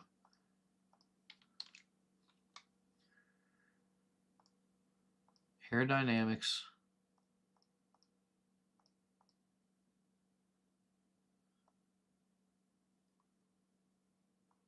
Structure, here we go.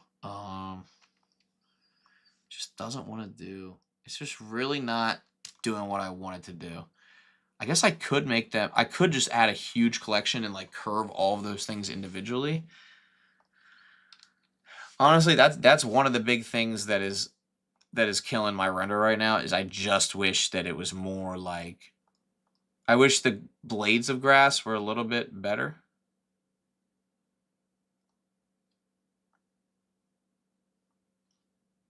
Looks good though. I mean, in general, I'm pretty happy with like how it turned out. Again, like we really didn't spend a lot of time on this, right? Like we really didn't. Like you could really go in here and like spend a lot of time on this, and you could get this to look really good. Really. I don't know. This isn't bad though. This also like by no means is bad, right? Like I don't know. Like I'm just curious though. Like what would happen if I added like this big old UV sphere with like a reflective kind of vibe to it? I'm just curious. Where's my camera at? Just curious. Like let's just pretend this is our like our focal point, right? We have this like this sphere that's just like ominous, and it's got a subdivision surface modifier on it, but no one knows that because they just think it's a sphere, because this is like a totally realistic scene.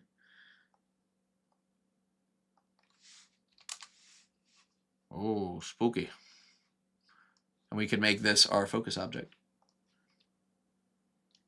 Haha. And of course we'll give it 0 roughness, because that's possible, right? Cool. Rendered done. I should just bend the blades. I could, so that's the thing. I could bend the blades. Yes. Bro, you're such a genius. What am I thinking? I'll just add a displacement modifier. Duh. Come on, Kenny. Think. You guys ever seen Back to the Future when he's like, McFly? McFly. That's how I feel right now. I feel like McFly. Like, hello, McFly. Are you in there? Ayy. Copy them modifiers. Got a little more variation, baby. And the best part, I can adjust on the fly. Hoo. And I can be like, you know what I'm saying? A little something like that. Boom. That's a little too shaky, and that's okay. We can adjust it right here. Let's try 0.8. Still pretty shaky. It's going to look a little bit too fake, but again, better than it was. Scale randomness 1. Or do we do 0 because we already have the randomness? Now let's do 1. Okay, scale 0.01.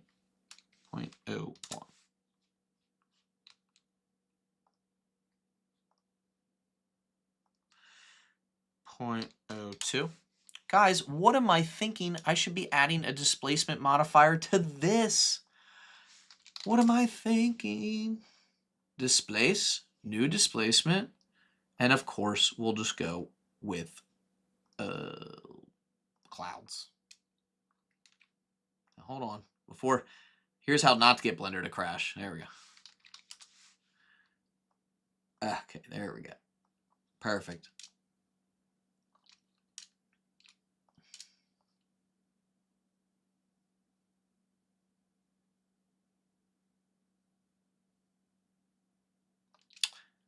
Alrighty.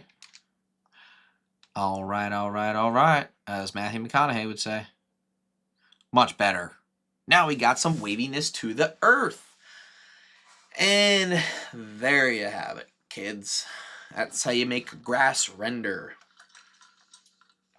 Now, this looks pretty good. One of the things that's like kind of selling this effect right now is the fact that there's like nice lighting coming from behind this. Active camera. Let me show you guys something here. We're going to experiment a little bit.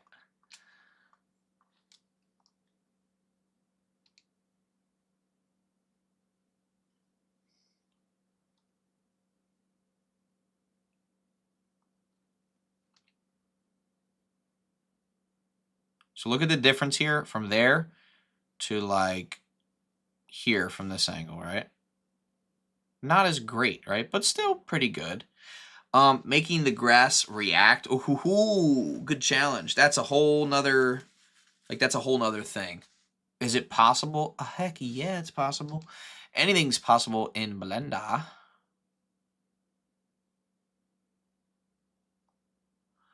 Beautiful.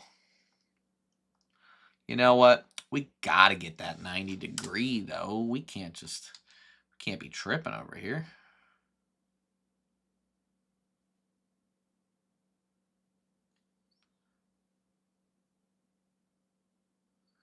However, I do think that's a little bit too intense, so let's do something like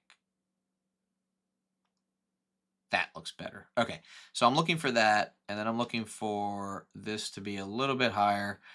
No, actually, I did like it better before, and then I'm going to take my camera. Probably going to give it a f-stop of 1 because I'm crazy like that. And let's see how it looks. Oh, nice. Good. Good. After the grass, could you do this if possible? Build a Newton's cradle with spheres, a kinetic sculpture showing momentum and energy transfer. Yep, that's also possible. Anything is possible in Blender, my guy.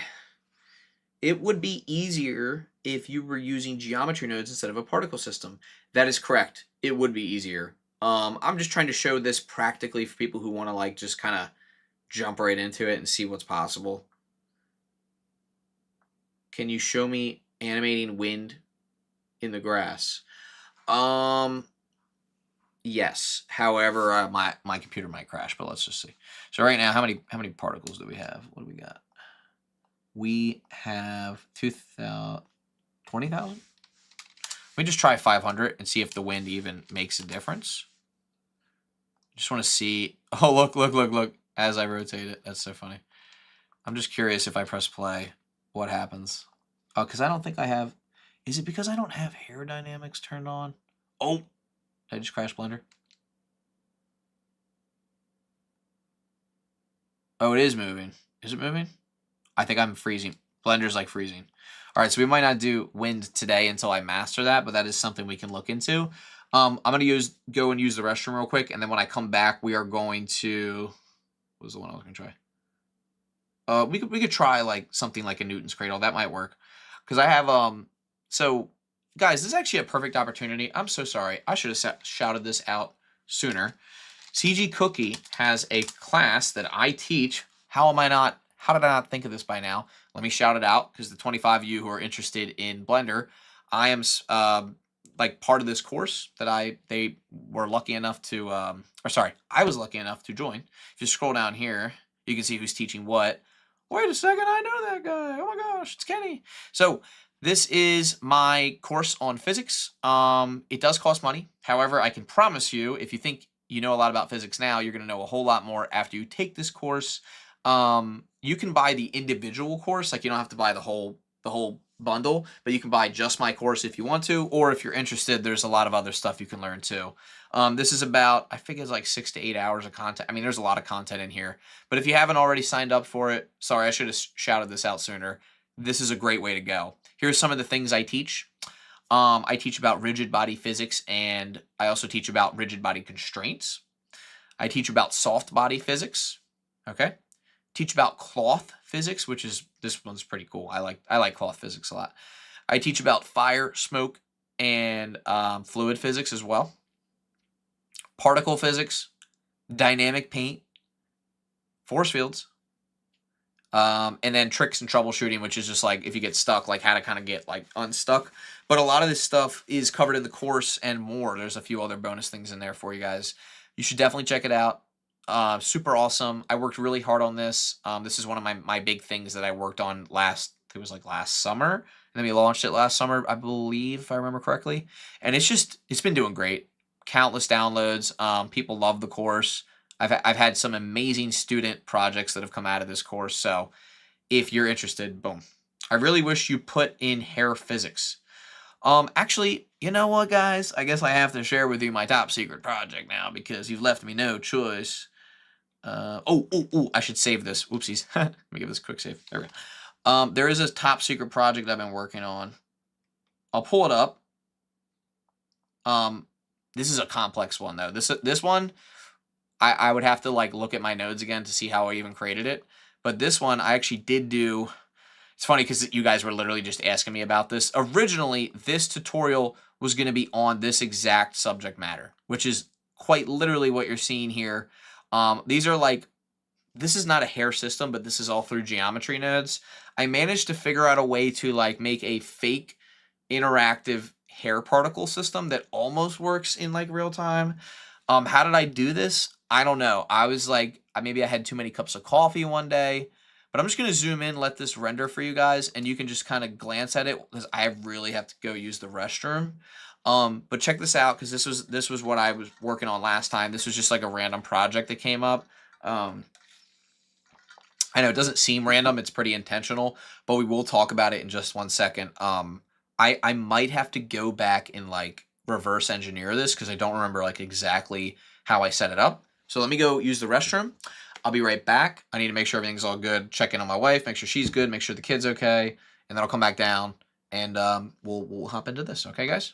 Drop a comment below. Let me know if you're excited for this one though, because I will tell you, this one, you thought the other ones were complex. This one, the node setup is crazy.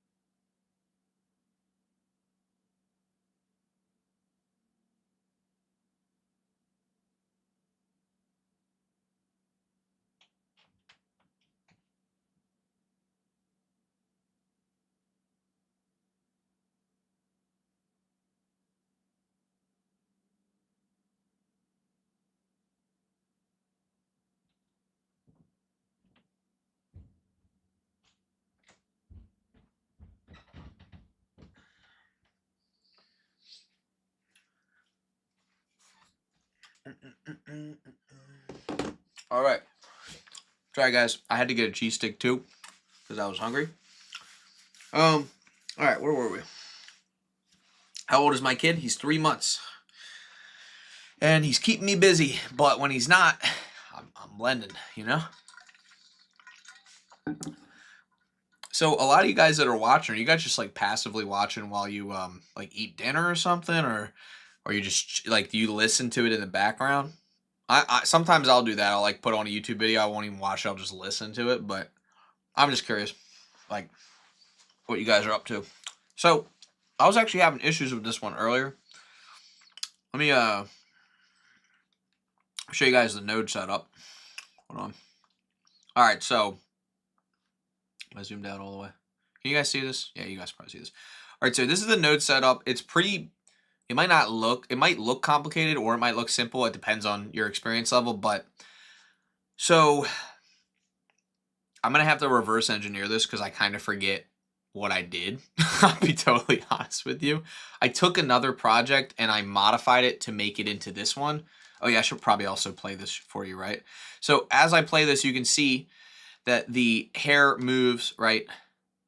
And then it kind of like rebounds itself. Like you can kind of see, again, the problem I'm having is I used to be able to adjust the count of the hairs, and I somehow have lost the ability to adjust the amount. So what you're seeing here is like I can't fix it right now, but you can see like we have all the individual hairs. Now they're not necessarily moving like extremely realistically, you can kind of see, but they do like interact with what they're supposed to, which is this sphere, right? So this was like a complex one.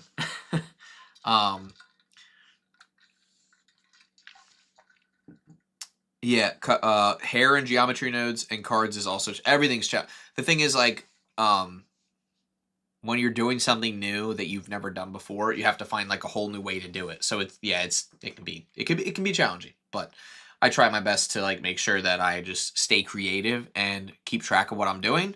But then this big mess, it just turned into this huge mess. So let me go over like kind of like the basics here. Let me see if I can go over it. So all this right here is from another tutorial I did based on some research I did online. All this one does is it moves points out of the way, and then when an object goes away from those points, they come back into place on a grid where they're supposed to be. So it either pushes them away from their original point or brings them back together. And then up here, this part's pretty simple. I have a grid. I'm just transforming it so that I forget why am I transforming it? I actually don't think this transform geometry is doing any. Oh, God, why did I put that there? I don't think this is doing anything. I think if I deleted this, nothing would happen. But I have a bounding box. I was going to use that for something. Did I ever use it? I guess I used the bounding box for a platform underneath of it, I think, if I remember correctly. That doesn't really matter for the simulation. These two values are really important to store. We're storing the original position of the points on the grid right here, and then we later refer to them right here in this part, and then we move them back into place. So these snippets I borrowed from someone else, and then I modified them to work for my like specific situation, if that makes sense. So I won't take credit for like all this stuff. I cannot take credit for this. However, I can take credit for like experimenting with these values and then making them work for all this other nonsense. So then basically once you move those points back, you send them through a simulation zone. This might look complex. I promise you it's not.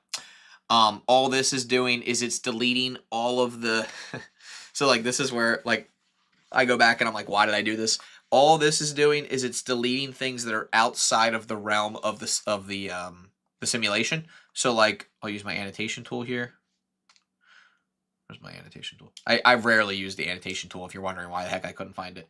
This area on the outside, everything outside of here, I'm deleting any points that like fall on the outside. And the way that I do that, I can do anything here. The way that I do that is by checking where things are with greater than, less than comparisons. I'm separating the points that I want to check, and then I'm deleting them throughout the simulation because I was having a glitch where the hair part or the curves, which are not really hair particles, but the curves were falling outside of the simulation. So I had to delete them over and over again. It just happened to work for what I was doing. And then 99% of all Blender projects are work someone else did. Yes and no, but I will tell you, like I said, I'm building off of someone else's work. So I'm not claiming that I did the original thing, but I will tell you that I am building off of that to modify this. So everything beyond this, I did do. Like all this other stuff, I did. All this does is move points out of the way and it brings them back. The genius of this, or I'm not saying I'm a genius, but the part that's fun about this is this part right here. So this set position node will get called every time the simulation runs through a frame, and it will move those points up. And because they're being moved up, they move up, creating a stack of points. Now, that stack of points is converted into curves right here. And it's converted into curves using the ID, right, our curve group ID right here, which is from this named attribute, which gets that original point, that index of the grid. So it takes that original index and it says every point that's stacked on top of this index, convert it to a curve and put it right here. Once it becomes a curve, I resample that curve. I set its spline type to Bezier, so it's not pointy like a poly curve or whatever it's called. I set the handle type, which also fixes the curve. I set the curve radius, and then I set it to a curved circle. I can then also make it pointed with this curve radius right here, which plugs into a float curve, and then this curve determines how pointy it gets and where it gets pointy. And then I just multiply it for like dramatic effect if I need to. And the spline parameter decides that it's along the factor of the curve, not just the length. So it just kind of determines how it's pointing, more or less. These actually I don't know why these are here. I don't even need these. They're not plugged into anything. This isn't plugged into anything either. I'm not sure why I put that there. Oh, and then I convert the curve back to a mesh with that profile curve. I already talked about that. This, I'm not sure what I was doing here with this. Not exactly sure. Give it a material, bake the simulation, which I had to for this, but I'm going to trash it. Oh, now it's going to work. That's why it didn't work earlier. Forgot. All right, so here is the simulation.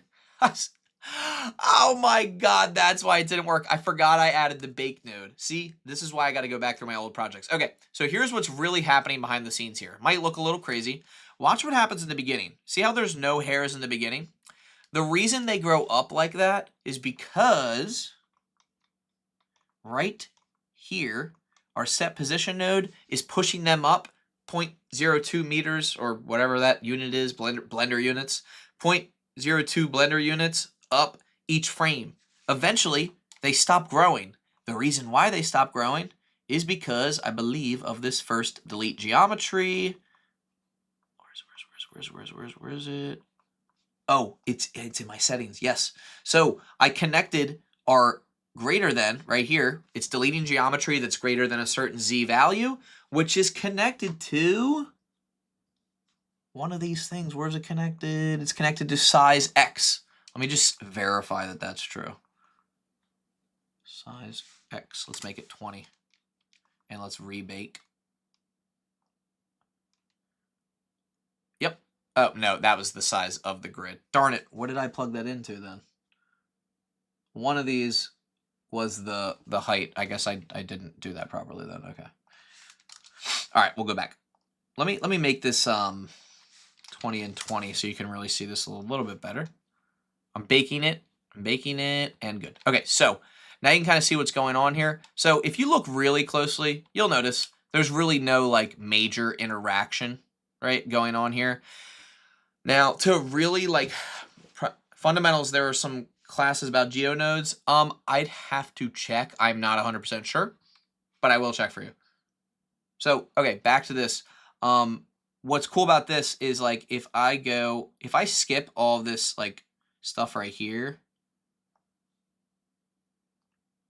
and I bake it, let me see what happens if I bake it now. It should just be points now at this point. Yep. So, see how it's just points? Same concept though. So this is a lot easier to see what's really going on because I'm not converting these points to curves. All I'm doing, it's probably going to be better to see it from top-down view. All I'm doing is I'm pushing points out of the way. So everybody see, can everyone see this? Is this like, am I making sense or am I going crazy?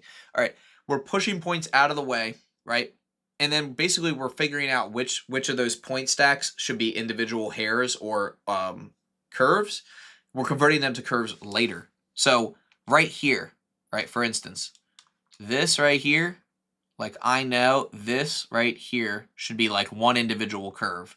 Blender knows this because it knows that each point spawns, see if I can zoom in here, each point spawns from a specific index. And because it spawns from a specific index, Blender stores that index because I made it store that index. And it then says, okay, I am going to start a curve from that index and go upwards. So if I go back here and I undo what I just did and rebake, we'll have our little furs again. So now I'm reconnecting, right? And now, instead of points, I now have individual curves for each point stack. So you can't tell me that that was a project someone else did, because I did this project. And I knew that if I used that technique from the other person's previous project, I could turn it into a new project with a different purpose. And I think this is pretty cool. Could I sell this? I don't know. Maybe I probably could sell this. I probably could. You probably notice they're not perfectly like touching, like these furs are not like perfectly touching this object. There is a reason for that. And it's down here. Now, actually, fun fact, I added this. Ha ha ha ha. So I added this to that through their setup too, and I added all this nonsense too. This just scales the collision object up so that if you realize that the collisions between the particles aren't close enough, you can make them closer or further away. In this case, our object is acting as if it's 1.3 times the actual size that it is. Let's knock it down to 1.1, and let's rebake, and then let's see how close our hairs get this time. Because our hairs should be a lot closer to our sphere now. They might even overlap. All right, look how much closer they are now. So it might look a little bit more realistic, like they're really running into the sphere. However, sometimes they overlap. Like, I'm not seeing any overlap in here. Oh, here we go. One's overlapping right here. And so see how it's coming through? Like it should be like this, but it's obviously inside the sphere. Because of that, sometimes you can run into glitches. So that's why I usually set it to a higher value. So, yes. I guess you can make this kind of thing work for the kicking up dust thing too. So, yeah, I guess you could. However, the only difference is you would have trouble with randomness in the physics, right? Like the randomness of like rocks flying up and things like that. So, okay, let me answer your question. Sorry, Lucas, I'm not ignoring you. I'm just trying to do 5 things at once. All right, here we go. So, Blender, let's see, geometry nodes. Let's see. All right, so we have mesh modeling in this course, digital sculpting, lighting, materials and shading, texturing. By the way, this artist is fantastic. Animation, rigging. I mean, all these people are amazing in their own way, but see, physics with me, compositing with Sean. So yeah, there's no geometry nodes, but again, there's some amazing things on here. I think, you know what I will tell you, Lucas, actually? If we go here, let me show you something. Where is it? Is it this one? Oh yeah, this one. So this course right here, you want to learn about geometry nodes? This is incredible. Let me just show you real quick, just so you can get an idea of what this course is. Again, this isn't like an advertisement. Obviously, I help CG Cookie with their video content, things like that. That's why I do these live streams. But I want to show you this. This isn't an advertisement, but I genuinely think if you want to learn about geometry nodes, this is a great place to start.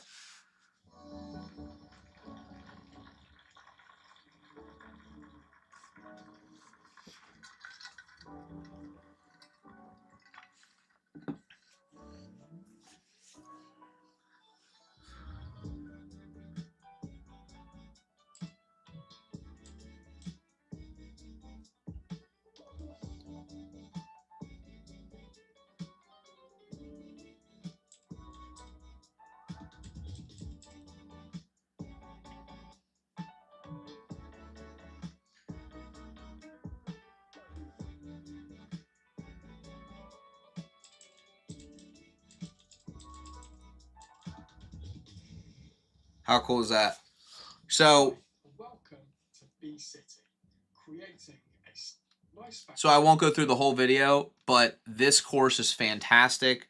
And if you want to learn some like not just basics of geometry nodes, but like advanced things and generating things like that, this is a good one. It's just so cool. Yeah, it definitely will help you. So if you're already a member of CG Cookie, you should be able to access that. I think if you have like, I forget what the different pricing models are, but let me just see something here. Just go to cgcookie.com. There you go. So if you're a monthly member, you can access that course. Highly suggested. I mean, you can do either one that you want, but is it worth it? Absolutely. And there's so many other courses, so depending on how fast you can get through the courses, it's definitely worth it, my opinion. All right, back to Blender. So yeah, so could you use this for the kicking up dust? I'm sure you could. I'm sure you could, right? Now it's funny because like this looks so much better with multiple like hair follicles, but like it looks pretty cool even with just like this. I will say, guys, I kind of forgot I did this until you guys brought it up earlier. So like maybe what I'll do is I will it's like I could probably just like I wish it would work in real time without baking. That would be pretty cool. I wonder if I remove the bake node, if it would work in real time. Should we try it? I guess we could try it. I guess I should stop talking and just try it. All right, let's just try it. After all, it is only one node. All right, so right now, this is keyframed, I think. Did I keyframe it? I think I keyframed it. I thought I keyframed it, no? Where's the keyframes at? How is it moving? Oh.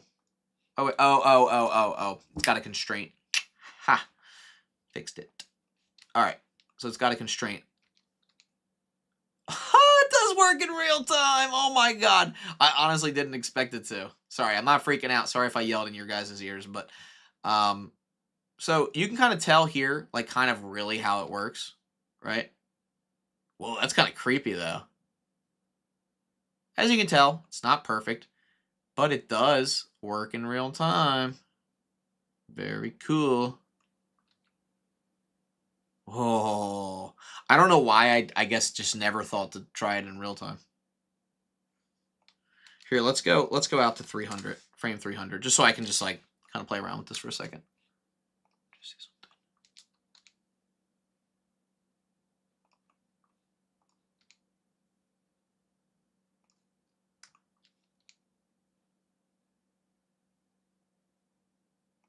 Let me adjust the distance. Where's our distance over here? Also, here's what else is really like that I love about geometry nodes. You know what? I want the scale to be accessible in the modifiers panel over here. Ha! Now it is. Why did I just laugh like an absolute fool? I don't know, but if we look over here, I can now scale this up to 1.3 and look at it just in real time, baby. Look at that. Ha. Ha. Very cool. You know what's really funny, guys? Like, for the 16 of you still watching, I used to be mortified of geometry nodes. And I still kind of am a little bit, but not as much as I used to be. Now you can see right here where it starts to glitch out, right? Like, obviously, this shouldn't happen, right? Like, like these hairs should not be able to go past this point. And you know what? We can fix that. With some simple greater than or less than math. And what we can do is we can cut off and delete any points that are below z level of, I guess, 0 or wherever this plane is sitting. So yeah, let's try that. All right, let's go right here because this is the area, the problem area. Everything should be cut off below this point. And you know what? Let's get fancy with it. Let's go into material preview mode here. Let's go over here. Okay, here we go. All right, so I want to delete the geometry if it is below, if my Z level, let me just duplicate this. Take our Z level of our position. If this is less than 0. Let me just make sure I'm doing that right. Float. Wait a second. There we go. Yep. Less than. We'll do that. And then we'll do delete geometry. Come on. There we go.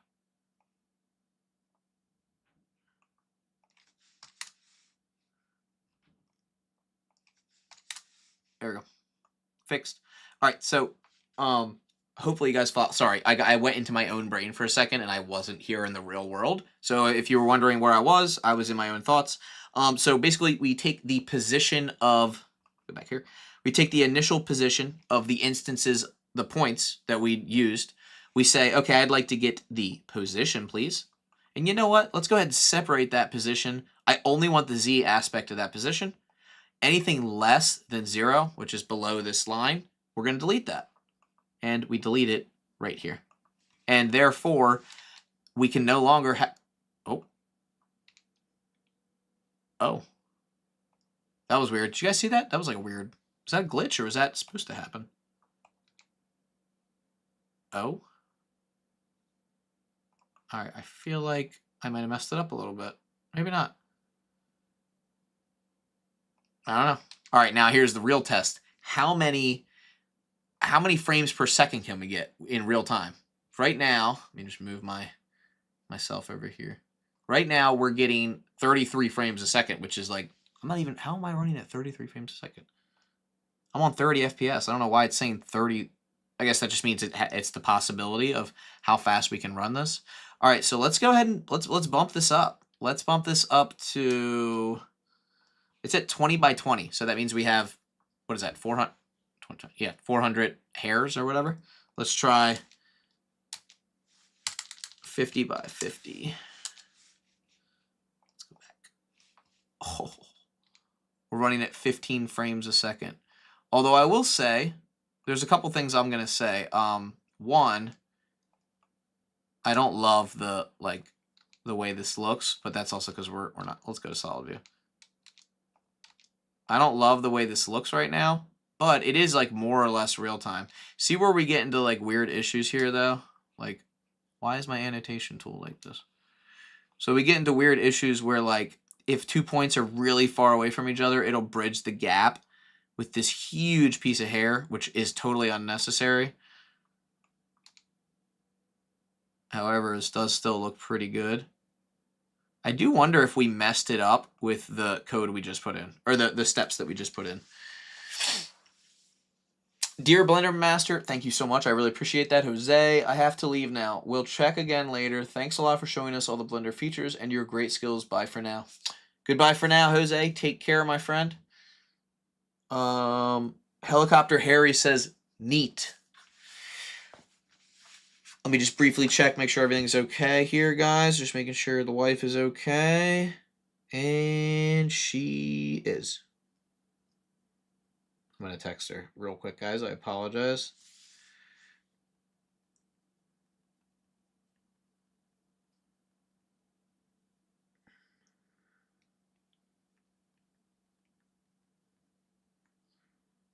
Okay, thank you guys for your patience. I appreciate it. I know, very rude of me to text during my live stream. How dare you, Kenny? Apologies, everybody.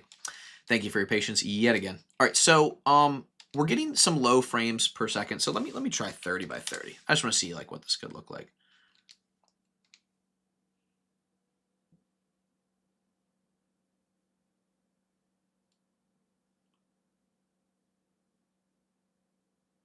Here's one thing I notice. Why is everything resetting so weird?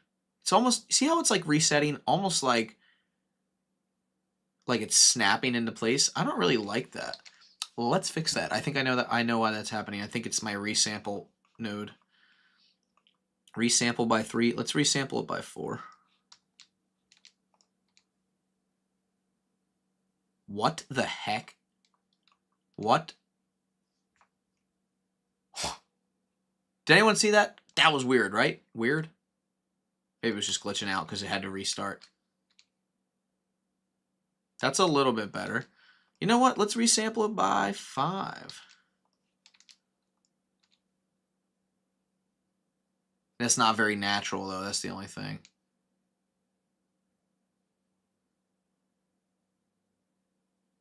So strange. Whoa! I don't know. That's so cool. See, it shouldn't disappear, though. It should always be there. Like, it shouldn't... I almost wonder if, like... Oh, wait. Where's my distance? What? I think it got Oh! It got reset somehow. I'm sorry. This is too cool. This is too cool.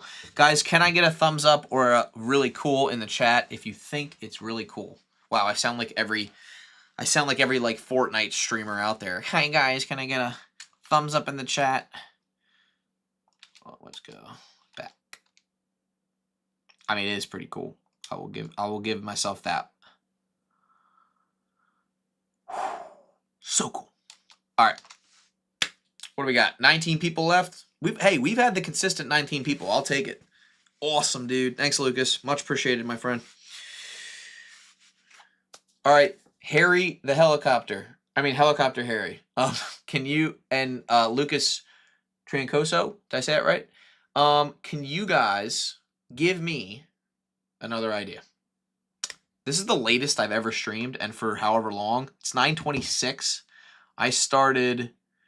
Does it say how long I've been streaming for? I feel like so sometimes it's told me it's like, yo, you need to like take a break.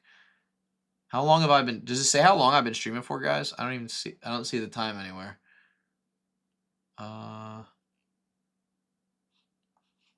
It says stream health. Nope, that's like the connection. Does not say. Fortune streamer. It says stream health, but it never asks about the streamer's health. You know, what's up with that? Don't they care about my health too? Let's look up some old projects, shall we? It's always fun looking at old, you know, just like seeing like where your mind was before. Oh my god, there's so many like just goofy projects in here. Like so many goofy projects. Oh my gosh. Oh, this one was cool. 2.5 hours I've been streaming for. Are you joking me? Oh, this one was cool. So this one, is it too much work to make a shockwave or something like that? Not at all, Lucas. In fact, Lucas, I would probably use dynamic paint for that. A shockwave would actually be simpler than anything we've done so far. So this one, I just want to talk about this one real quick. You might think to yourself, this is really cool, right? Or it looks kind of like Cell Division or something like that. Believe it or not, this is super easy to, oh, you meant Fortnite streamers. This is super easy to create. It's really, all it is just an expanding cube with mesh to volume. And then in that mesh, I am adding spheres for every point and then merging them together and smoothing them out. And then from the top down, it looks like this. Like you're looking under a microscope. Pretty cool, huh? We had a live stream on this one, so if you want to learn this one, go check it out. So you want a shockwave, do ya? Lucas, you've come to the right place, my friend. I'm going to go ahead and add a plane in here, Lucas. I'm going to zoom into that plane. Subdivide it in edit mode quite a few times. The more times you subdivide, the higher quality your shockwave will be. I'm going to go ahead and add a sphere. A UV sphere, to be specific. We're going to animate this sphere. So it starts up here. I'll insert a keyframe by pressing I. I'll go to frame 20. I'll move the sphere down so it touches the plane. I'll press I. And then in 10 frames, I'll move it back up. So if you play this back over a period of 60 frames, it's going to look something like this. Touch down, moves back up. We're going to make it so that when this sphere touches the plane, it makes a ripple effect. And it's actually quite simple. Let me show you how this works. Our plane, we're going to go over to our physics properties. We're going to add a dynamic paint canvas. Let's go ahead and add that canvas. For the surface type, we want waves. And that's it. That's all you have to do. And then all you do, next, sorry, that's not all you have to do. There's one more thing. You click on your sphere. You add a dynamic paint brush. You click add brush. And there's your shockwave. Now, dynamic paint is typically used for Oh, and this is something I cover in my course too, extensively. Dynamic paint is typically used for like water-like simulations, but you can use it for shockwave simulations too, which is pretty cool. What's an efficient way to make a pile of coins? And can you make coins spawn as part of the simulation rather than be individual objects? Yeah, I feel like you could probably do that. So, okay. Let me just think for a moment. Brainstorming. Let me try something. If this works, then yes, you could theoretically spawn stacks of coins. In fact, if this works, I'm making this into a freaking template because this would be kind of sick. Helicopter Harry. All right, Helicopter Harry or Lucas, we're good. We're good with your tutorial, right? Also, I have like a tutorial on my channel just like this. There's 6 different ways you can use dynamic paint. Fantastic tutorial to follow if you want to. All right, so Helicopter Henry or Harry. Oh my God, Helicopter Harry, you have challenged me, my friend, and I love challenges. So let's go ahead and test something. So now, if this works, if what I'm about to do works, it's going to unlock this amazing thing we can do in geometry nodes. So let me just see. Okay, so that kind of works. Okay, so let's see mesh. Okay, we're getting somewhere here. All right, so every time that you generate an object, it would become a rigid body. It would fall down. Or be separate geometry. I'm thinking. So you're saying the most efficient way to make a stack of coins. Okay, so the most efficient way to make a stack of coins, like just visually, would probably be an array modifier with some slight variations. But if you want to make like a falling stack of coins, that's a whole nother different thing, right? Because you're going to need like a cylinder, right? Like that. Let's just pretend like this cylinder is your coin and you add a rigid body to it, right? And then this is your coin, right? So maybe you have like a few of them with like some very slight, let me just show you a really cool trick. Let's just say you have a bunch of these coins and you go to transform, randomize transform. Check this out. We can just like randomize some of the rotation, just like a little bit. And then when we press play, you have all your coins fall, right? Pretty simple. But if you wanted something that like just like you move your mouse around and like coins are like spawning off your mouse position, that would be like something like totally different, right? But this is like a cool start. I mean you can, you can like scale these down. You can make all types of coin stacks, right? Oh, look at the way that one just like was that not satisfying? Let's watch that back again. Woo! Look at that. Let me go back. Let me go to 90. Look at that one just like toppling on the top. How cool is that? So that's the most efficient way to make a stack of coins, in my opinion. But if you wanted to like go the geometry nodes route, you could do a simulation. This I will tell you. The challenge with this would be making them separate objects, like distinguished separate objects with like different physics properties if you wanted to. I'm trying to think of how you would do this.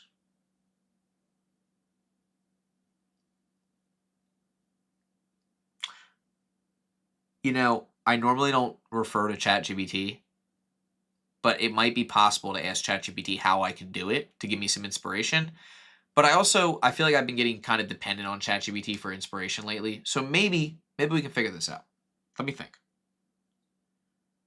So like, let's just pretend my hand is the emanator or the emanator. Oh my God, the thing that the coins are spawning off of, right? Every time I move, right? Every frame, maybe like a coin is being generated. Now to do that, like, oh my God, to do that, that's easy. Like we can generate the coin and send it down. It's interacting with physics that's hard. So like, let's just say we have a cube, right? We have a new geometry node set up, whatever. Yeah, ChatGPT is hit or miss for Blender. I definitely agree with that. But it has helped me before. In fact, some of my most successful products, ChatGPT has been there for me. All right, so let's just say we want to generate like a cylinder each time a frame starts. This is how we would do it. So we want to take a cylinder that's maybe like smaller like this, right? Every frame, we want it to go negative 0.01. Actually, negative 1. Hold on. Where is my timeline? There you go. So let's just say that, see, this just shows you how well this is already working. Let's just say you wanted to drop coins. That's how you would like drop a coin over and over and over and over and over and over and over again and generate like a quick stack of coins. However, these coins aren't independent rigid body objects, so they won't interact with the physics world. Does that make sense? How would you get them to interact with the physics world? That's the big challenge, right? Because it would be really cool to have this kind of like thing that just like spawns cubes, right? Could you do this with a particle emitter? You could, but again, you're not getting that like, you're not getting that rigid body physics that you would like expect. Let me like really brainstorm here for a second, because I've seen a ton of videos using like Cinema 4D and stuff like that where people were able to like get this like this effect where these things just like appear. How they do that, I don't know. I don't know. And I'm thinking like, how would I go about this? Let me get my thinking cap on. Hold on, guys. Let me get my thinking cap on. Okay, my thinking cap is on. Let me get out of this.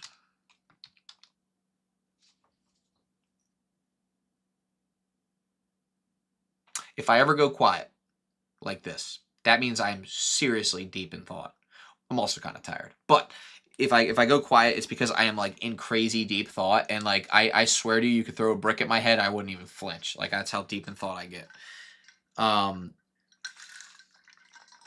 promise you I'm not stupid. I can think of a solution to this.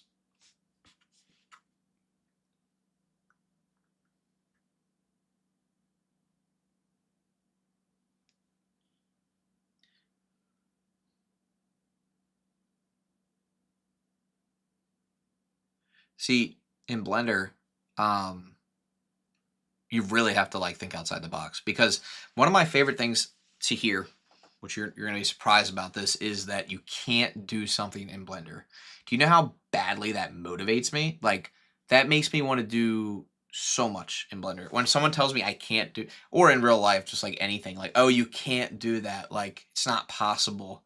Oh my gosh, like, you just lit a fire in me. Like, I am going to prove you wrong so fast, right? So, like, I don't know, guys. Maybe you should just spam in the chat, Kenny. It's not possible. Like, it's not possible. And maybe that'll make me like, you know, be able to do this. I don't know. It's like reverse psychology. You know what I mean? Like, my wife uses it on me all the time. She's like, I bet you won't do the dishes. And I'm like, well, I'm gonna prove you wrong. Next thing you know, I'm doing all the chores in the house, right? But totally different topic, you know. So, just see here. Again, it needs to be a rigid body for it to interact the way that we want it to. You could say hit and miss in general, but then again, not surprising, a lot of things are hit and miss in many points. Yeah, definitely. Definitely. Yep. Just do it. All right, Shia LaBeouf.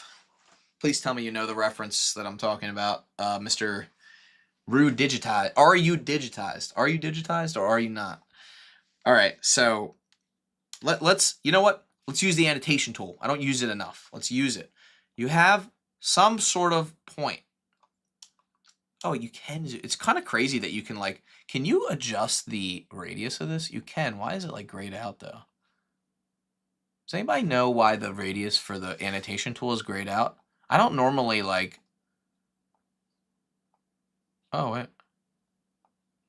What? Oh, you can stabilize it? That's kind of cool. I don't want to stabilize it. I wish you could make the annotation tool like thicker. Annotation line? Oh, I clearly have not used this enough. That's pretty cool. Okay, we're getting distracted here. I was gonna sketch something out. All right. So here's the general process. You ready, guys? Here's the general process. We have an object. we have to convert it to a rigid body, and then we have to do that again. Like we have to take our object, duplicate it, and then convert it to a rigid body, and then drop it into the physics scene. Have a Shia LaBeouf moment. Yep. Here, hold on, guys. We need some motivation here. Just do it.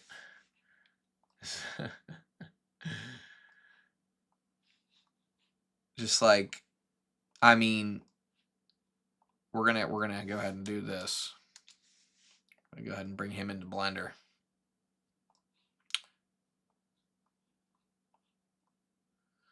So we can do this, right? Like, I can't. You know what's funny? I don't think I've ever dragged a picture into Blender like this, but you know what? If Shia LaBeouf can get on a video, or if he can get with Megan Fox and Transformers, I think we can figure out how to do this, right? I mean, surely it's possible, right?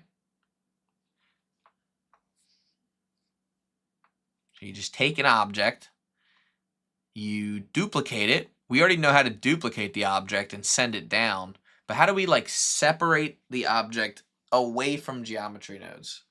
You know what? Let's not use ChatGPT, but let's do like a quick little, can you separate an object from geometry nodes into a rigid body simulation? I don't know. Let's just see what we get. Converting instances to rigid bodies. I don't want to watch a tutorial, but now I'm like, I kind of have to because... Wait, let me see. Oh, realize instances.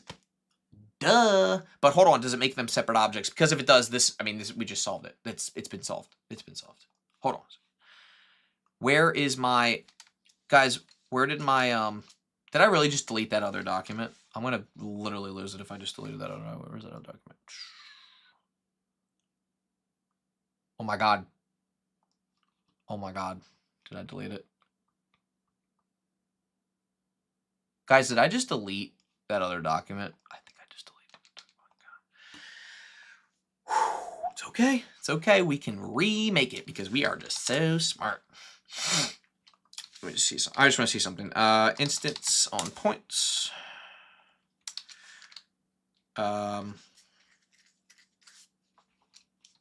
Mesh to points.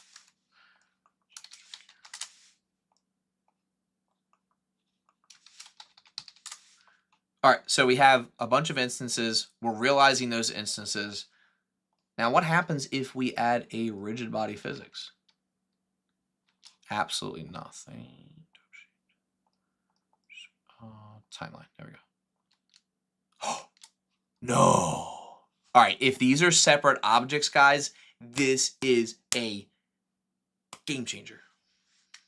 And yeah, I did hurt my hand a little bit, but I should make it. Please be separate objects. Ah, damn. That would have been nice. Not only are they not separate objects, but...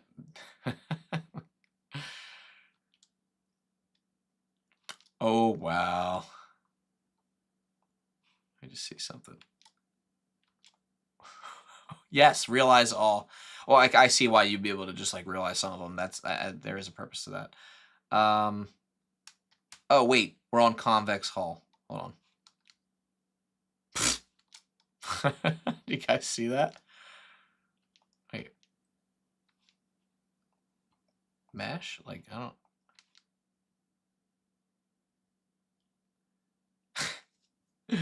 Next time, I don't know how to do something, I'm dragging Shia into Blender. I mean, you just got to do it. At a certain point, you have to do it, right? We need you right now, my guy. Where you at? Where is he? Get over here. How do I like? Oh, there we go.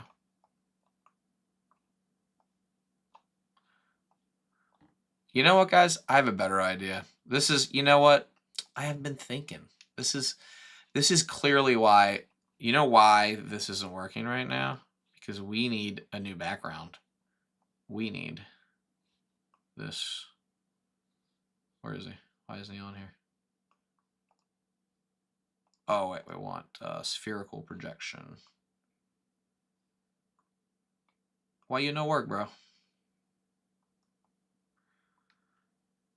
Tell you what, this live stream took a turn for the, like, I did not expect. Never did I think Shia LaBeouf would be in my project, but here we are. All right, I still need to figure out how we do this.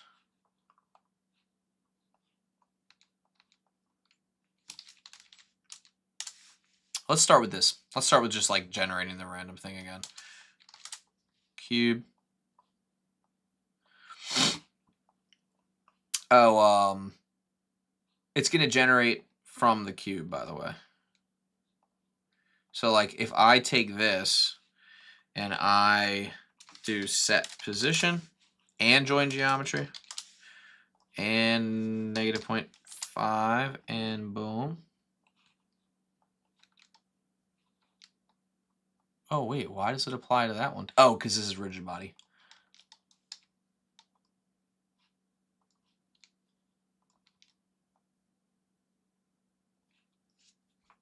Wait, why is it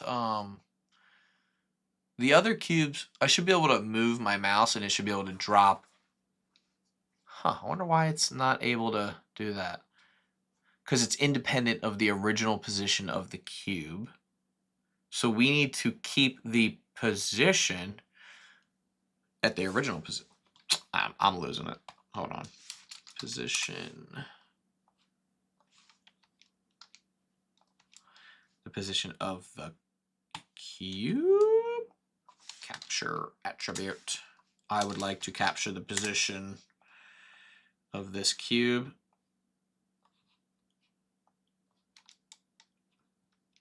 And negative. The original position. I want the original position. I want, or don't do anything. Where do we do this?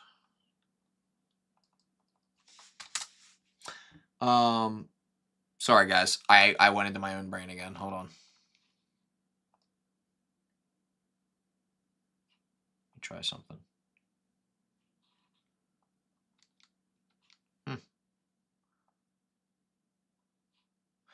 Oh, what about let's just go ahead and separate the XYZ. Where is the cube go? I literally like want to like Shia LaBeouf right now. Like, where is the cube going? That's in a Shia LaBeouf. Imagine him saying that. Like, where's the cube? Looks like my wife is about to be home soon.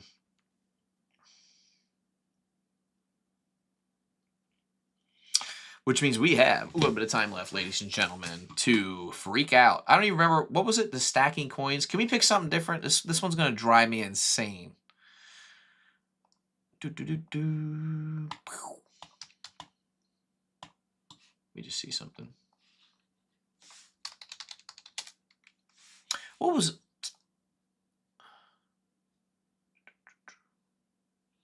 I just want to see something. There we go. Let's just see what this freaking tutorial is.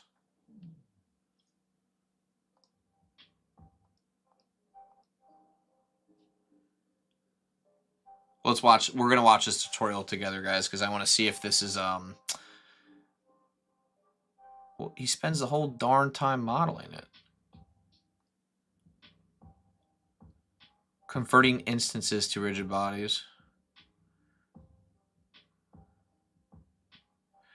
Oh, I see. He's quite literally taking instances in geometry nodes, then converting them into rigid bodies, but not procedurally. Like, he's doing it manually so that he can stack these chairs on top of each other. Pretty cool little render, though.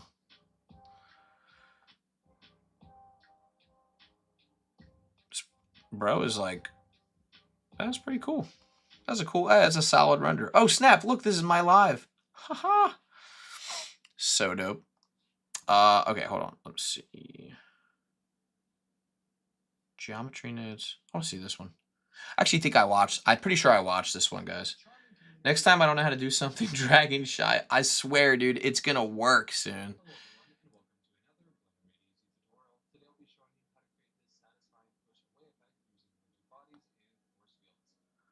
Oh.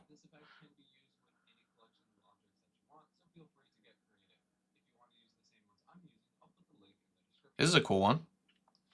But he's using rigid bodies and force fields, so it doesn't count.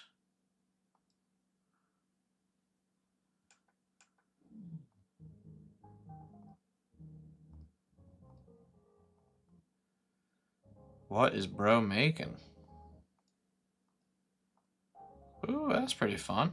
That's a fun little render. I love looking at other people's work. Your object must be split into several objects. I know that, but like, oh, wait a second. Separate geometry node, right? Geometry to inches is redundant nonsense. Okay. New idea. Let's try this, guys. This could work. This could work. This could work. Oh, wait. Hold on. Before we start. Okay. All right, so. All right, drive safe, babe. See you soon. Gotta send those kind of texts, you know what I'm saying? Gotta let them know to drive safe. Key to our Blender success, you see? Okay, go ahead and click on New. We are going to mesh 2 points. Instance on points. Cube. Okay, so now we're gonna realize instances, and then we're going to separate geometry. I wonder if this would work.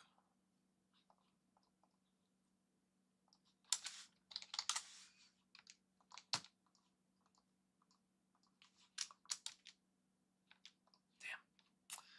Separate geometry. What if we do this?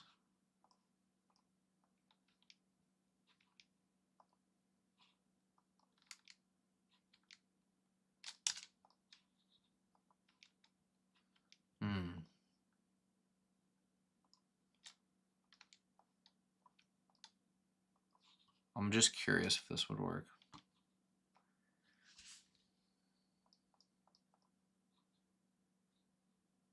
No. It sucks because, like,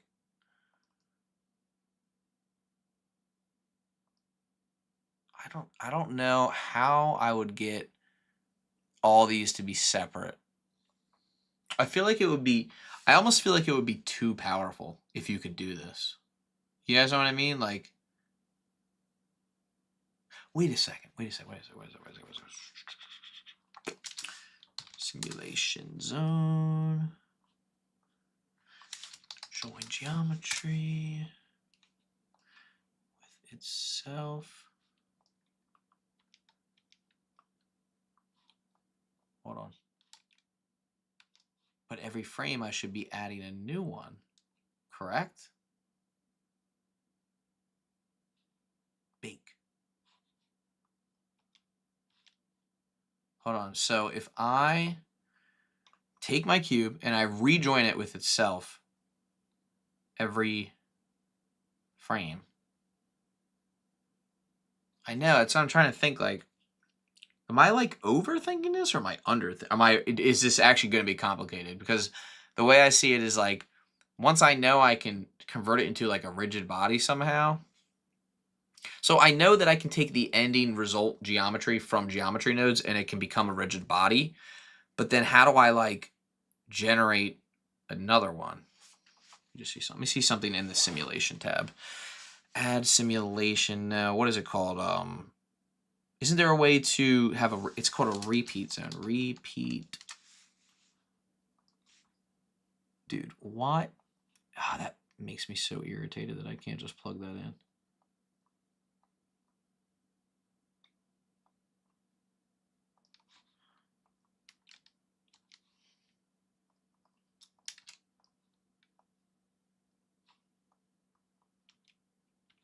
Wait.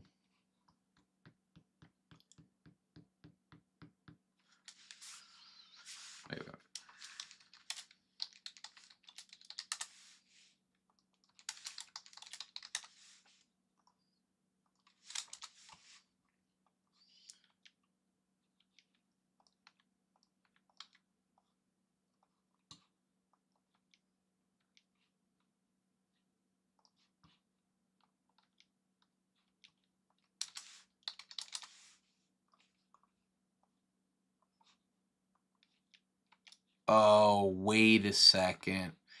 Maybe you can't use the initial geometry. Maybe you have to use a geometry that's...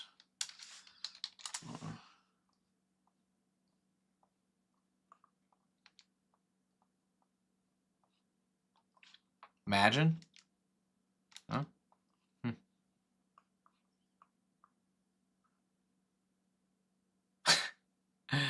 DJ Khaled? Yeah. DJ Khaled. We the best music. Got him. Hold up, guys. It's about to get real in here. You know what I'm saying? DJ Khaled. That's how you do it. I'm gonna lose it. All I want to do is just drop the cube. So, like, if I just did this, would it work? Why isn't it? Oh, I got rid of the rigid body.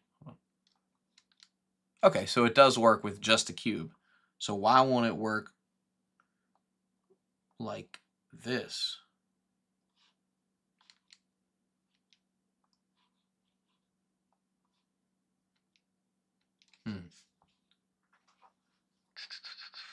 Adding a cube each time.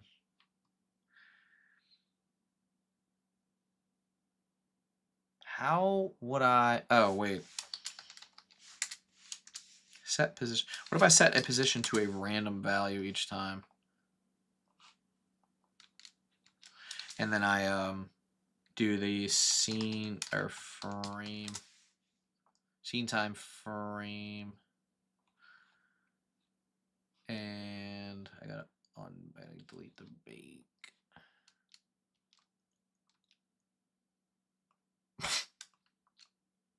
You guys are seeing this, right?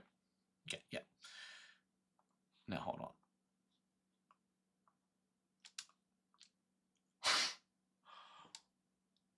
Like, what is happening? I feel like this is like this could be a good sign, but I'm also like, what is going? Like, what is going on? All right, I'm getting rid of that. Okay, okay. So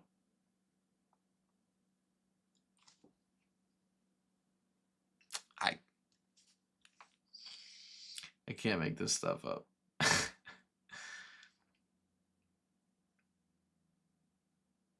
I feel like I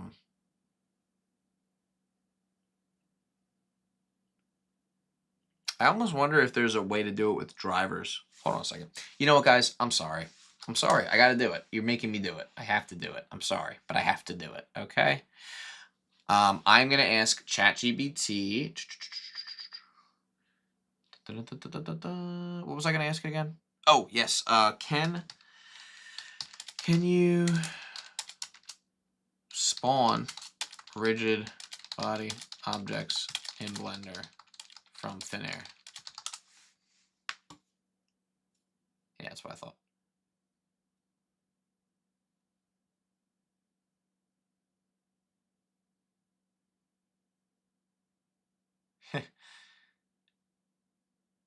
You can do it with Python. Let's try it.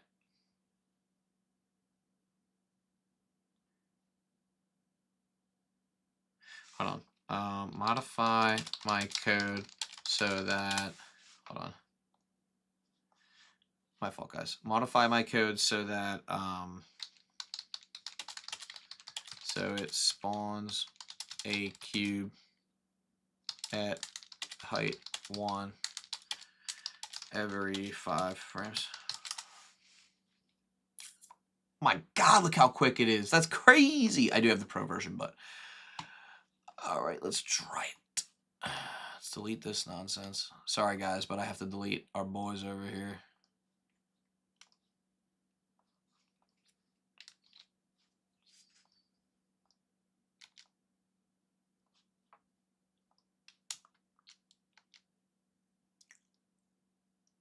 Oh, ooh, ooh, ooh, ooh.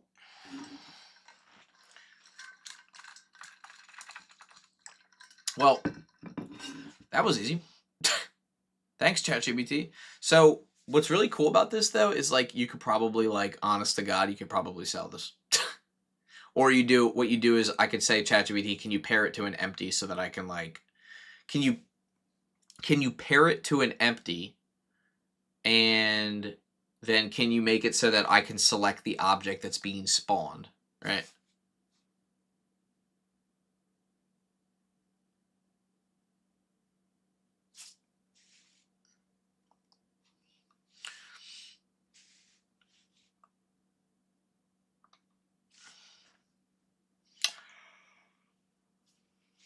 I love the explosion of 1,000 cubes. I mean, it's a rough, this is a rough draft for like what you could do, but this is pretty cool.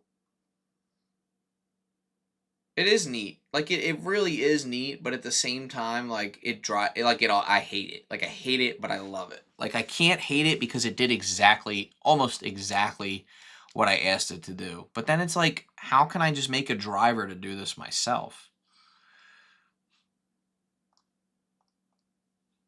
Or how many? Oh my God, I have so much open. Where's ChatGPT? There we go.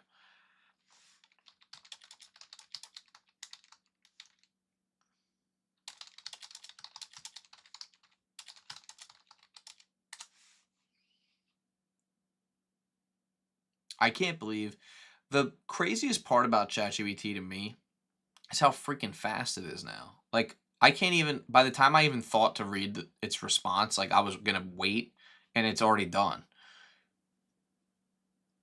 Ah, Python, yeah.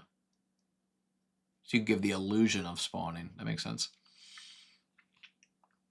Let me try something. I want you to pretend like you're a geometry nodes expert who helped develop the framework. Now you are tasked with making a rigid body spawner. You have no choice, or you will lose your job. Ha ha ha ha ha.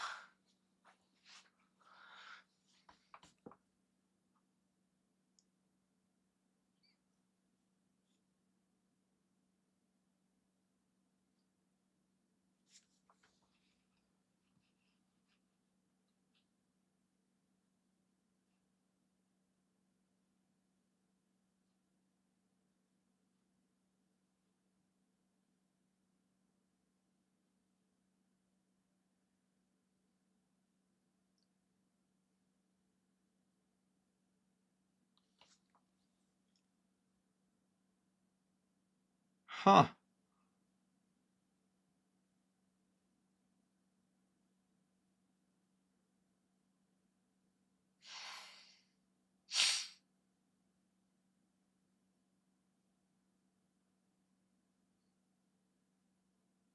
Wow. Hmm. Interesting.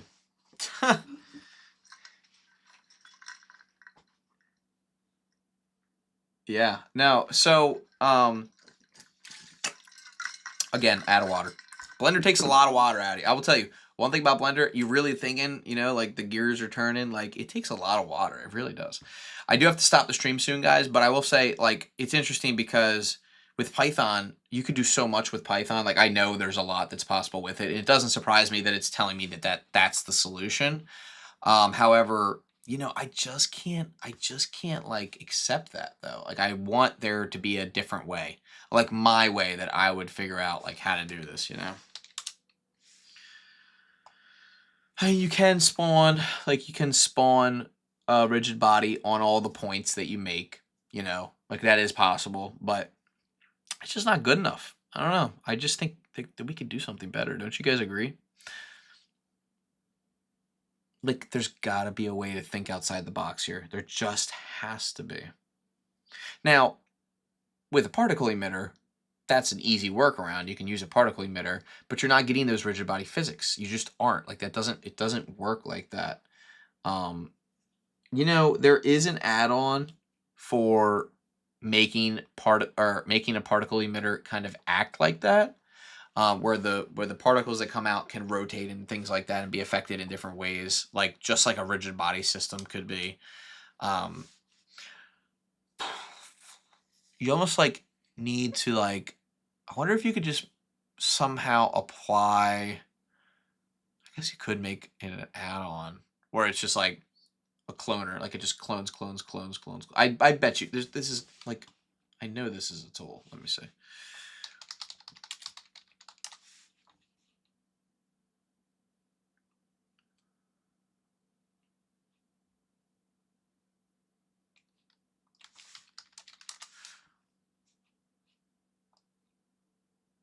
I'm talking about like a cloner, like it will. Well, you guys know because we know what we're talking about here. We're trying to generate like a point over and over and over and over and over again, like it's just generating out of thin air. There is one really cool thing we can do with rigid body physics that I've done before. I'll show you guys. If we take a cube, we'll just turn the gravity off for this situation. If you take a cube, I thought only 2D artists were trouble from AI, but seeing ChatGPT make code in fractions of a second, programmers might be in trouble too. Oh yeah, I mean, the thing about ChatGPT is like it's only going to get better, right? Unfortunately, that's just the reality of it. But it doesn't mean like we should be scared necessarily, or maybe we should just a little bit. I don't know. All right, so we take our cube, right? We scale it down a bunch, put it in the center, right? We insert a keyframe. We go to frame 10, scale it up a bunch, insert a keyframe, right, like that. And then I think if I remember correctly, just duplicate. Oh, wait. That did work, but I need to change these. This needs to be box. And then I need to do rigid body, copy from active. You guys see that? See how that worked? However, we want them to come back in the center, so we're going to do a force field. -10. Oh, looks like they went too far. Let's do -1,000, I guess. How cool is that? See how they just like spawned?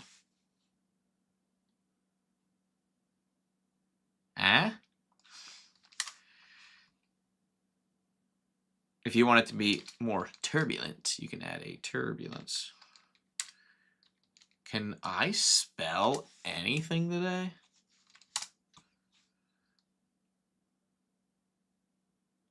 Why is my turbulence force field like not working? Anyway, you get the idea. Pretty cool, right? You can just kind of like spawn things like that. But this is like more of a trick for like keyframing rigid bodies.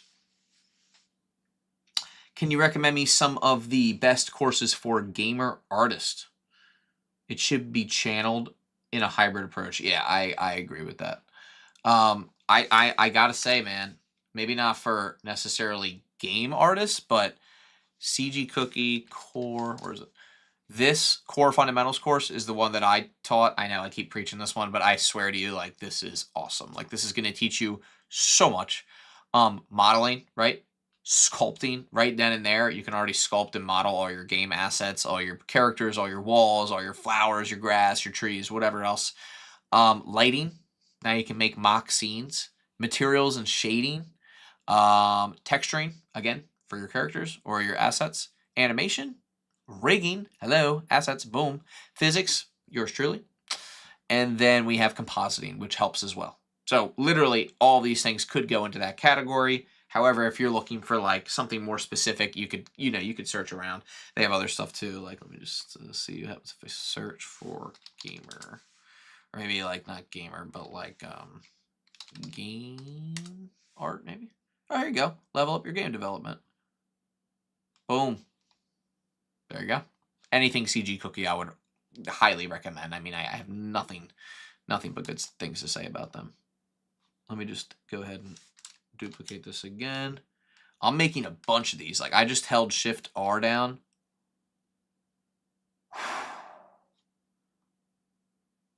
So cool. Ho, ho, ho, ho. Look at that. Man, I love Blender. I don't know. There's just something about it. Like, Blender's my safe space, you know? It's like where I go when I'm, like, stressed out, or I'm like, I have an idea or something I need to work on.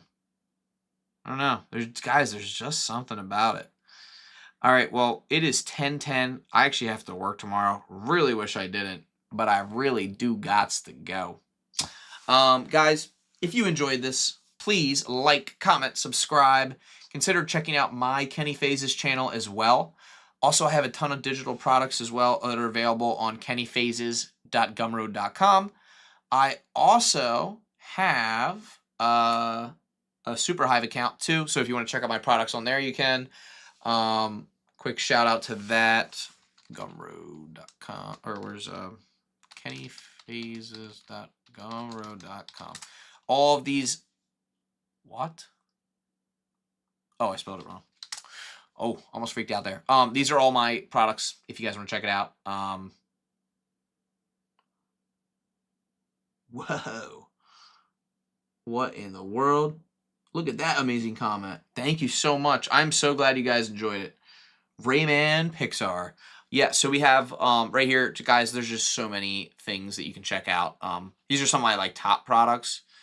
I don't know why it's not showing all of my product. Oh, there it is. Oh, this one's fun. This is a fuzz one. I also have my passive income guide if you guys want to check that out.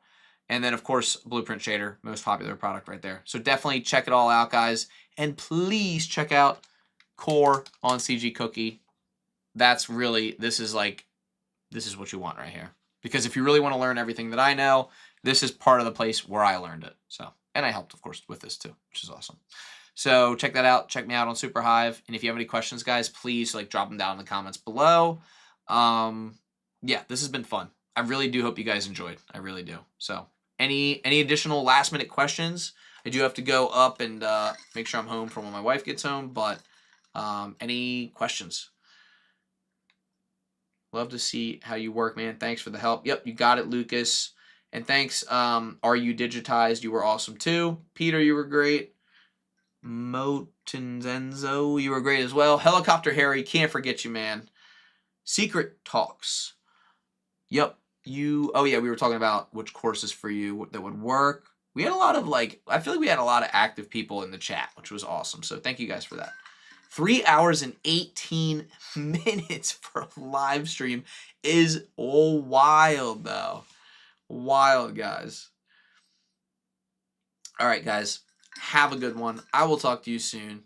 I hope you're having a great night or a great day or great morning. Keep blending. Don't stop being creative. We'll be back in here soon. I was really glad to get this live stream out of my system because it had been so long since I live streamed. So thank you guys for tuning in for so long. Have a fantastic day, guys, and I will talk to you